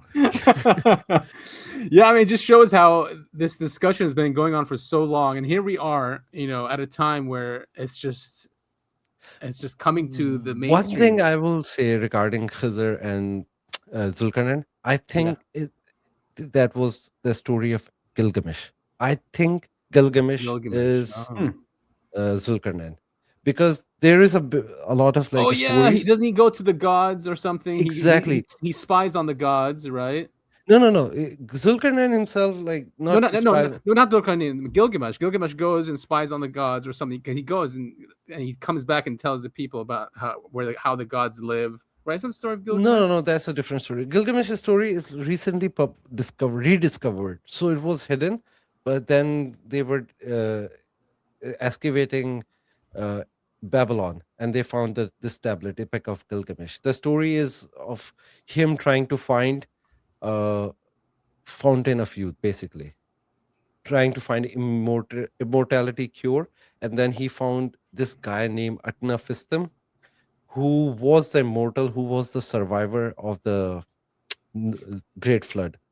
They went on the journey. He ended up not finding it. Oh, was the journey of immortality? Yeah, I thought that he went to where the gods were to find that immortality. Yeah, so this is a story very similar to Zulkarnain and Khizr, because Zulkarnain wanted to find the immortality cure, but he was unable to. Oh, that's yeah. So there is a good parallel, but the Epic of Gilgamesh was found like 60 years ago, like 100 years ago or something. These legends of Zulkarnain and Khizr working together to find immortality goes 1,000 years in Islamic tradition. Right, yeah. So, and that was, I mean, Gilgamesh is the Sumerian tablets. That's where they found them. Sumerian. Yeah. So, I mean, the Sumerian tablets are you can see even like the Bible borrowed a lot from the Sumerian tablets. I mean, the story of Noah is in there as well, and it predates the Bible. Oh, yeah. They are like 4,000 BC, so 6,000 years. Yeah. All right, so just quickly, they're before the timeline of the Adam in Bible. Oh, really? Yeah. Oh, yes, of course, yeah. because they even talk about it though. They talk about Adam. No, the the Christian timeline is like 6,000 years old, right? No, but they talk about the Adamu, which is the Adam. Yeah, they do talk about Adam. Yeah, exactly. So they go beyond that. Yeah, and we can talk about this forever. But exactly. These hackers in Iran are amazing, man. They hacked Lockheed Martin in Israel. Oh, yep. Yeah. Are your eyes ready to see the truth that has remained hidden until now? In a world where technology and power are intertwined, a company whose name is synonymous with military advancements is on the verge of revealing secrets that could change the balance of power. In the dark night and silence where only the sound of the wind is heard, a new face of power is slowly emerging. Is Lockheed Martin, the unrivaled giant of the military industry, ready to unveil its true face? This is so dramatic. Those who move in the shadows will soon see the light. The secrets hidden behind the curtains of smoke and mirrors are now ready to be revealed. Those who seek the truth will soon face reality that they have only seen in their nightmares. The manufacturer of the F-35, F-22, and THAAD. Yes, and they got to them. They sent me. But yeah, they sent them. They found the guy. Here they are, Americans working for Lockheed Martin in Israel. Wow. They found their passports. They have their numbers, their addresses. Is amazing, man. This Hindala hacking group. They are the one who are hacking everything. Yeah, they are. I mean, I wouldn't put it past them to hack like our infrastructure here. Yeah. Lockheed Martin given 48 hours to respond. Yeah, they gave him 40 hours to respond, basically to leave Israel. Oh, that's awesome. Lockheed Martin employees given 48 hours to respond. A tight deadline looms. We, the Handala hack, have today initiated a new phase of Operation Lockheed Martin. I mean, I thought they were going to release like tech stuff, but they haven't yet. We now possess the complete data of 28 senior American engineers based in the occupied territories and involved in military projects, including names, identification numbers, passports, places of residence, and service bases. All of this information has been leaked. These engineers, who have worked for years in key technical roles for the occupiers' military, were engaged in critical projects such as the maintenance of F-35 and F-22 fighter jets and the THAAD. The veil of technical secrecy has now been lifted. Yeah. No, they are releasing crazy stuff. Did you see that they released Kash Patel's X videos account? Yes. Oh, I did. It was so. Why did you create the X videos account, man? Like seriously, Such an idiot, dude. He's and from your main email. Yeah, such a gooner. Actually, where is it? You sent me that, Topher. Here it is. Did you see the one with him dancing to Bollywood music? Yes. Yeah. I think that's not him. Yeah, he's got an the dancing one. account. This is real, but I'm actually gonna send you the more. Just gonna send you something on. Okay. The group. But These people, and he had a Telegram account. Yeah, sorry, go ahead. Yeah, I just can't believe these are the people we have in charge. You know. I mean, they have to be easily controlled. Yeah, I suppose. You know, and some of these guys, sex does it. Yeah. I don't know For if it's a simple blackmail. He thing. probably doesn't care. I'm sure he cares. I wouldn't want everyone seeing. I mean, I don't have any kind of porn account. That's a little too far for me, but I still wouldn't want people to see, you know, what websites and what stuff I'm looking up. Yeah. You know what I mean? Anyway, I sent you the actual screenshot from his account. It's Spider Cash. Spider Cash, as in it's like spider webs, like spider webs. That's disgusting. Oh my god! And he created it on 6th of January 2020. Unbelievable, these people. Yeah. You know how horny you have to be to make an X video. Seriously. With his name. Oh my god. So well, what's weird is I was gonna say he's got one subscriber. Probably his girlfriend. Oh god. I mean, that can't they see his history too? I don't want to do that, but that'll be hilarious. See, I'm sure they did. I'm sure they were able to pull that up. I think I don't know, man. I don't go, but I just found this screenshot over there, right? But it's so insane that you are the director of FBI, man. Seriously. Yeah, it's embarrassing. It's embarrassing. They're all either pedos, but they're all degenerates for sure. Yeah, but technically, it's not a crime. It's just hilarious. I won't even say it's even. Maybe embarrassing, but it's much better than being a pedo, right? True. That's true. Yeah, he's just a hornball. It's just weird.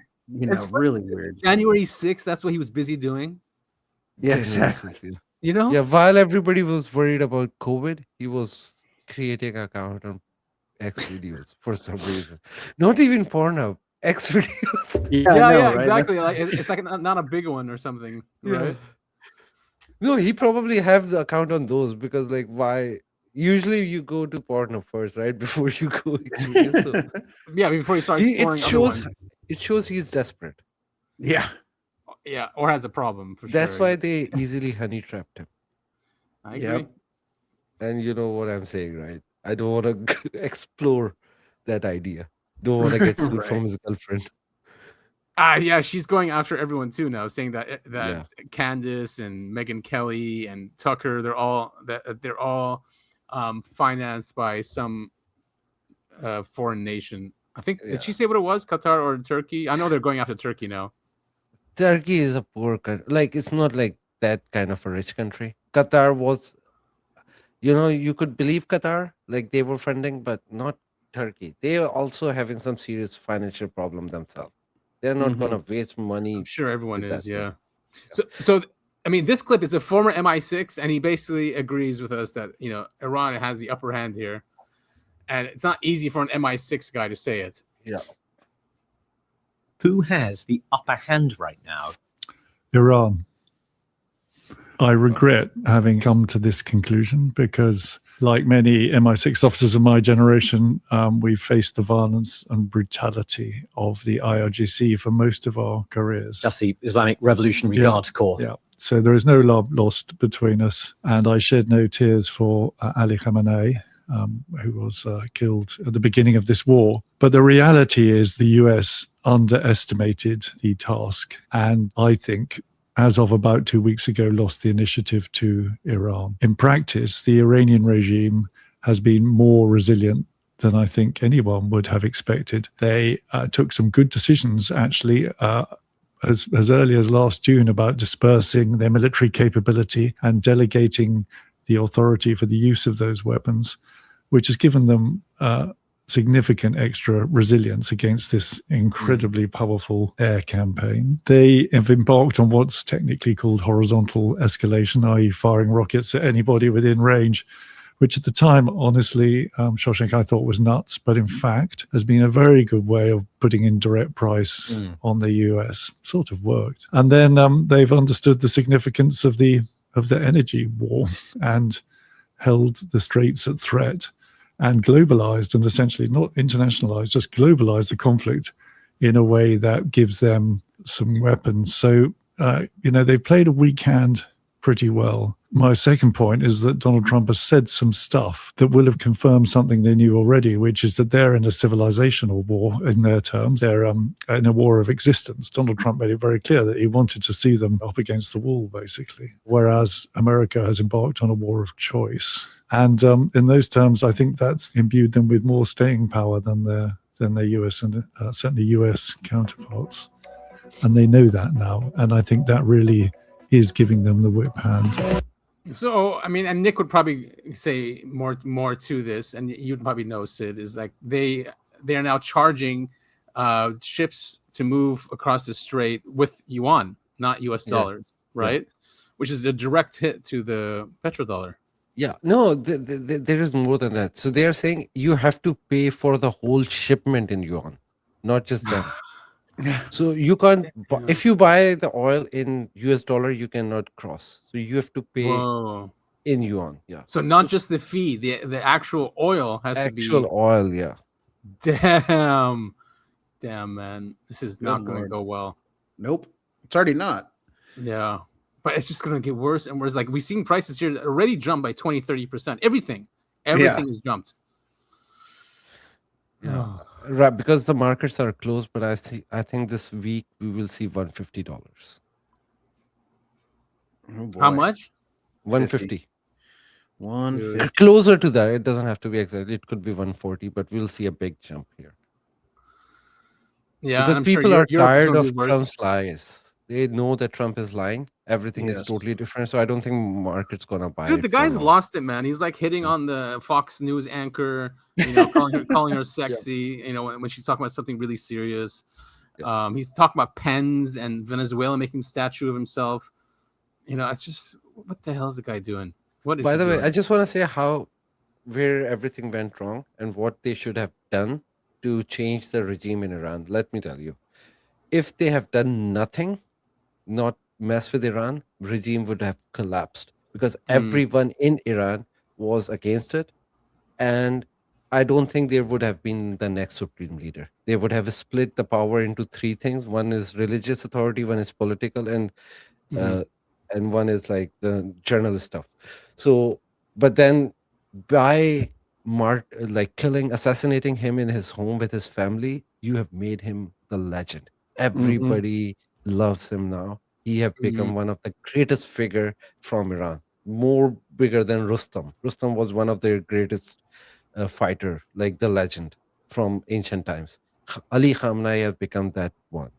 He will be praised forever for history. The Israelis must have known. No, they didn't. They are stupid. No, they didn't. None of them realized that. Only very few, even the Muslim world, none of them realized that what effect they will have by killing him.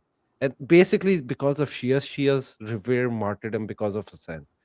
So by killing him in Ramadan, you have turned everything upside down. Oh yeah, Ramadan too. Yeah, Ramadan, one of the important days, one of the important figure. Yeah, and this thing will just strengthen regime forever. And Iran is going to be ruled by IRGC for at least next 100 years. At least. Yeah. His son has become one. Nobody cared about him anyway, but now everybody was because I was looking at the videos from the people in Iran when they heard the news that his name Mustafa Khamenei have become the next supreme leader. Everybody was like cheering and like crying because they were not even expecting them, but by just hearing the word Khamenei, changed their emotions. Everybody loves them, and I mean they're out in the streets every single day at night. Every single day, and yesterday there was like a crazy rainstorm. Nobody goes out, but everybody was still out in the street supporting Khamenei. This thing had an opposite reaction, and then they just strengthened the And Israel, I mean, everyone's leaving. They're going to Cyprus. They're going to Greece. And exactly. There's not going to be anyone left. And Hezbollah is coming in from the north. I think what's going to happen, Hezbollah will enter from the north, and I think Hamas is getting ready again. They will come from Gaza. And Iran will keep bombing them. They will literally take over the. Imagine we send U.S. troops to Israel now. They are busy. They're stuck in Middle East. They're not going out. Do you remember what happened to Gerald Ford? The fake laundry fire. Laundry fire got a decommission for 1 year. That's I insane. know. Fucking bullshit. They were hit by Iranian ship. Even Trump said it by accident, I guess. He said that they had missiles shot at them. Yeah. Oh, really? I didn't hear that. Look, nobody won't believe that. You got 2 people killed with a laundry fire, and the ship is decommissioned. No, there was a clear hit. And now we're sending the George W. Bush, USS George W. Bush. They won't even. I'll tell you, they won't even able to cross Red Sea because Yemen has entered the war, and they said they will not allow it. So tomorrow is gonna be hectic. Yep. Yeah. What a shit show. Or do they only do this stuff on the weekends? No, I think if they're gonna do a land invasion now, it's have to be next weekend. Because I don't think they are stupid enough to try it during the weekend. But Iran is going to hit because they gave a deadline tomorrow at 12. That's Iran. For the U.S. to say sorry, right, about the universities.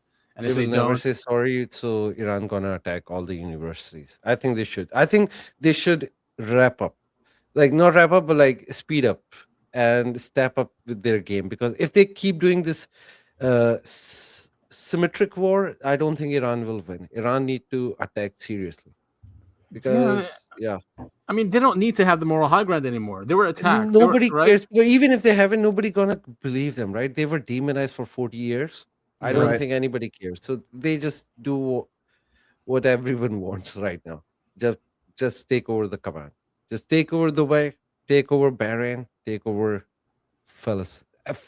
Israel, and free Palestine. Free Palestine. Yeah. Oh yeah, exactly. We can go visit. We can go visit our what do you call it, Topher? Right of return, baby. Exactly. Yeah. That'd be nice. This guy, he talks about Palantir, and there's a whistleblower apparently from Palantir saying that they want to take over the federal government. Oh, he is in danger. To say could impact the rest of your life. A former Palantir executive blew the whistle yesterday, and what he said was honestly terrifying. He said, and I quote, "It is factually correct that Palantir intends to take over the U.S. government while heavily funding the effort. Many of my ex-colleagues are now installed inside the U.S. government. Our nation is an occupied nation. We basically have a terrorist entity deeply embedding itself into the U.S. government." Every U.S. citizen is now being surveilled by this one company that creates software that does only 2 things: mass surveillance and mass slaughter. Yes, I can prove it. Palantir is the largest surveillance, weapons, and software company on the planet, netting just under $400 billion, and it was founded in 2004 by Alex Karp and Peter Thiel. But as soon as this company was founded, it was dumped into by the CIA, millions of dollars. Now, this is a massive red flag because typically when governments do mass surveillance on citizens, they need to do large court hearings, oversight, have public records of this. But if it's a private company partnering with the government behind closed doors, they don't have to do any of that. They can just secretly hush, collect all the data, do whatever they want, and they can label it as a trade secret. This is exactly why hundreds of billions of dollars are funneled into private security companies. It's not just for war, it's for control. Now, what does this $100 billion software actually look like and do? Well, this is it right here. This is a real picture of their software. Gotham, which is used to aggregate large surveillance lists to create kill lists, literally to gather data and create lists of people to kill. They also have a software called Mosaic, which is designed to scrape all of the information possible off of people from social media and the internet to gather data to then also what? What do you think? Go kill them. Their software was also used to create death robots that were used in the war in Israel to instantly kill people. Does this sound like a sci-fi movie, or is this one of the most evil and devious companies ever created? Yeah, I mean, they used it in Gaza. That's how they killed all those targets. It was the same way, and it was all autonomous, using autonomous drones, and that could be coming here to this country, especially once we are really in the war and you have people who are dissidents who are against it. Right. I'd be shocked if it wasn't already being used that way to track people that they don't like. Yeah, I mean, we're definitely on the list for sure. Right. Even though we love this country, we love the history of this country, the Constitution. But no, you have to be for Israel and Israel only. Also, did you see Melania walking with a robot? Yes, with the robot. I did see that. Yeah, that was like, what the hell? How did it? I think that was like a subliminal message that they are coming and get ready. Because that was very weird. It was. Imagine that'll be the Antichrist. That's how they bring him into the world through a. That's a very weak Antichrist, to be honest. I can punch him and destroy that robot. Yeah, I know, right? Yeah. I don't believe, that Back was saying AI, one eye. No, I don't think AI is that smart. AI is really stupid. No, but I think their Messiah is going to have like a neural link because he has to perform miracles. If the Jews are going to accept him, right? He's got to know Torah. And he's got to make miracles.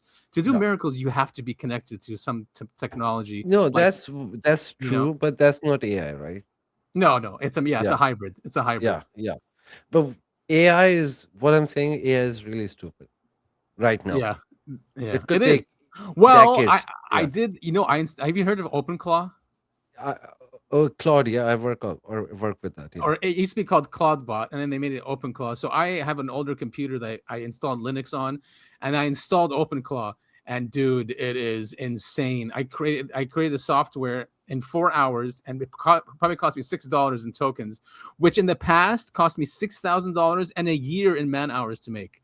It did it in 4 hours and better and way more complicated. Like I'm just floored what can be done with these things. I'm technically working on one bot which will automate all the social media creation and posting for different channels. Yeah, I'm actually working on that bot. It just costs I think the $20 per month membership, something like that, to have OpenCloud. But I just don't understand. So that's basically this one AI agent I'm using. I was done away with an entire company, a software development company, which I don't need. You know, and it's just like where is this going, right? I mean, if it can replace software development, it's probably going to replace whatever I'm doing. My job as well. So where is this all going? UBI, CBDCs, that's total control and enslavement. Yeah. But to be honest, UBI, I prefer UBI than just working. I'm just chill guy, right? I want to stay home, chill, watch movies, play video games, and get money. Just take UBI and put on the VR set. Yeah. I have to assume if UBI ever gets implemented, there's going to be a lot of strings attached where it won't be just getting to sit around and have fun. You'll have to be a slave in some way to the system, right? Oh, yeah. And you can't have thoughts like we have, for sure. No, of course not. We will figure out a way to cheat, man. They will release some law. We will find. Hey, I actually agree with that. There's always going to be a faction of humanity that figure out ways to go around the system. Yeah. Right. But you'll still be always on the run or always hiding or, not hiding, what I mean? Just not being so open. Just like now, look at us. We all have PFPs. To be honest, when there are no jobs, in order to control the humans, they have to give them money. And I don't think it's going to be $2,000. I think it have to be around $4,000 or $5,000 a month. So they can stay at home and chill. Actually, they want people to stay at home, play video games, and don't go out and attack them. So I mean, since we know this is the future, right? They can't have 8 billion people, and maybe that's what this war is about too. Maybe that's what they need to decrease the population severely, be managed easier. UBI would make more sense or be more affordable, I think.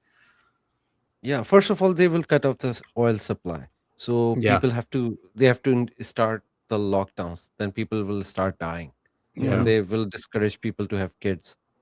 So it's not going to be like they will bomb everything. There will be different tactics in North America. We don't even have that much population, to be honest, in terms of land mass. Canada, doesn't have that much. Oh, yeah, I'm talking about Canada. So we have the second largest country, and the population is 35 million or something. It's nothing. All right, so I mean, just to wrap up, are we in Armageddon? Almost there. Could be. If Any look, day it's now. our choice. One thing we have to understand: it's always in our hand. If we make right choice, we can avoid Armageddon forever. Yeah. Jesus yeah. will never have to come back, but we are so stupid that we will make that happen. So I think they are trying to do it. Let's see if they are successful or not. Yeah, and I guess things to watch out for, the Mahdi, right, is one we should look out for as well. Yeah, Since I won't that's trust the part of this first time. Mahdi. First, Okay. I won't trust the first Mahdi. I think that will be an antichrist. So be very careful. And I would say people stock up, before things get really expensive. Get food and water for 6 months. I would say at a minimum. Exactly. At a Yeah. minimum. I don't Good, yeah. have to worry about water because it rains all the time in Vancouver. Yeah, you guys are lucky over there. Yeah, but yeah, food. Yes, get the food. Yeah, and there's MR, what are they called? The MREs, the military ones. They don't taste good, but they have really long shelf life. So Yeah. I would Also, say even you get like the beans, the be tin yeah, white beans. Yeah, they're good for 10 years or 5 years or something like that. They're really good. yeah, they're packed with calories. There's protein Yeah. in there as well, and they're I definitely get the good. stuff like I get soups and stuff. They last long. Soups They are have a lot good. of- yeah. Ramen lasts forever. Oh yeah. Yeah. You just need water. For Also that. buy rice and flour and all those Rice, stuff. yes, Yeah. rice, pasta, because those are dense Mhm. foods. Yeah. If you can get a solar generator, I have one of those. At least to keep the fridge going, because when the fridge is gone, that's it. Of course, arms, bullets, at least, because hungry people are gonna be walking around looking for food. Oh yeah. The problem again with me, I can't have solar generator because it's always raining here. Yeah. Never charges. Or I guess wind for you would be good. It's windy there, right? It Like not wind that generators? much. No, not that. It's regular wind. Yeah. What else? I mean, if it's not sun, water. Yeah, I mean, if you have running water around, We have running water all the time. That's good. Yeah. yeah, because there's generators for those. You put it in the water and start generating. At least to charge your phone or something. We have a lot of raccoon. If it comes to that, I will start hunting them and roasting raccoons. There you go. There you go. I'm sure it tastes like chicken. Yeah, Everything I've tastes like never chicken. tried that, but yeah. Well, if the time comes, we'll see. Well, let's hope we don't get there. Cool, man. So I mean, we hopefully no one's blackpilled by the show, but we have to. Everyone, we want to get the information out there that this is serious. It's not. Don't listen to Trump. Don't listen to the government. Behind the scenes, they're taking this extremely seriously. Lots of troop movements, and they're not stopping. And Iran is winning in some aspects. I mean, they're getting bombed. So I mean, it's like 6,000 targets or something, or even more than that. It doesn't matter. Iran is so big, and to be honest, Iran, like, you don't win war by killing most people. It's all about the objectives. Your United States is failing in their objective. Yes, The more because I don't think they have bomb them, objectives. Yeah. Yeah. First of all, they don't have any objective. They keep The changing only them. objective they have is like change the regime. It's not happening. The more you bomb them, the stronger they're gonna get. Agreed. That's what it looks like. Also, one more thing: they are decentralized. Yeah, the I whole noticed that army is too. decentralized. You cannot destroy a decentralized army. Yeah, they're smart people. They really are. And what else did I want to say? Well, yeah. I mean, hopefully, if you're in Dubai, get the hell out of there. Or if you're in the GCC, don't wait for anything. Only Leave. safe country is Saudi Arabia for now. But yeah, if you are in any other country, Qatar, UAE, Bahrain, Kuwait, get out. Yeah, agreed. Oman is safe too. You can stay in Oman. Where? Oman? Yeah. Yeah. Because And, it's on the other side of Saudi Arabia, outside the strait, so it's safe. Yeah, and they haven't really entered. I mean, they're taking out the bases, but they haven't really entered the war against Iran. Although they keep threatening it. Yeah. Also, they're very good with Iran. Yeah. Cool, man. So, you have anything else coming up, Sid? You'd like to announce? You guys have any new shows? You and Nick? You guys are doing? Nothing, just same war coverage for now. I think until the war is over, I'll be more focused towards that, keeping an eye on that, and because it involves every one of us. Yeah, so everyone follows Sid for all the up-to-date news on what's happening, and with his perspective that he has, which is a very unique perspective. So definitely go follow him on Twitter or X, formerly Twitter, at Sid R. But we will put all your links anyway in the show notes. Thank you, and follow everyone in the group. Topher. Yes. Break of Civilization. Adam's account. Break of Civilization. Right. Yeah, we will put all those accounts over there. So. Follow us and follow Nick as well. Bitcoin yes, of course. Yes. Yeah, he's done some great articles recently, so we'll put those links up as well. Yeah. And I hope he gets well soon because he's recovering. Yeah, do you know how long he'll recover for? Like a week? Week, I guess. Yeah. All right. Well, yeah. Hopefully he gets well soon. All right. Thank you all so much for listening to the Uncovering Anomalies podcast. Thank you again, Sid, for joining us, and we will see you all next week.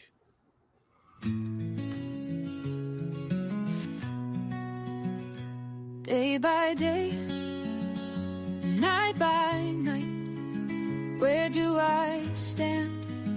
Where do I fight? The conspiracy is taking me, and now I'm fighting relentlessly. What's the truth and what's the lie? Will we forever fight and die? We uncover truths and tell you what's the news, what they won't tell you. It's Adam and Topher, we come in peace. Our hunt for the truth will never cease. It's the Uncovering Anomalies podcast. We tell you the UFO news at last. Forgive us for being brief, but the truth never sleeps.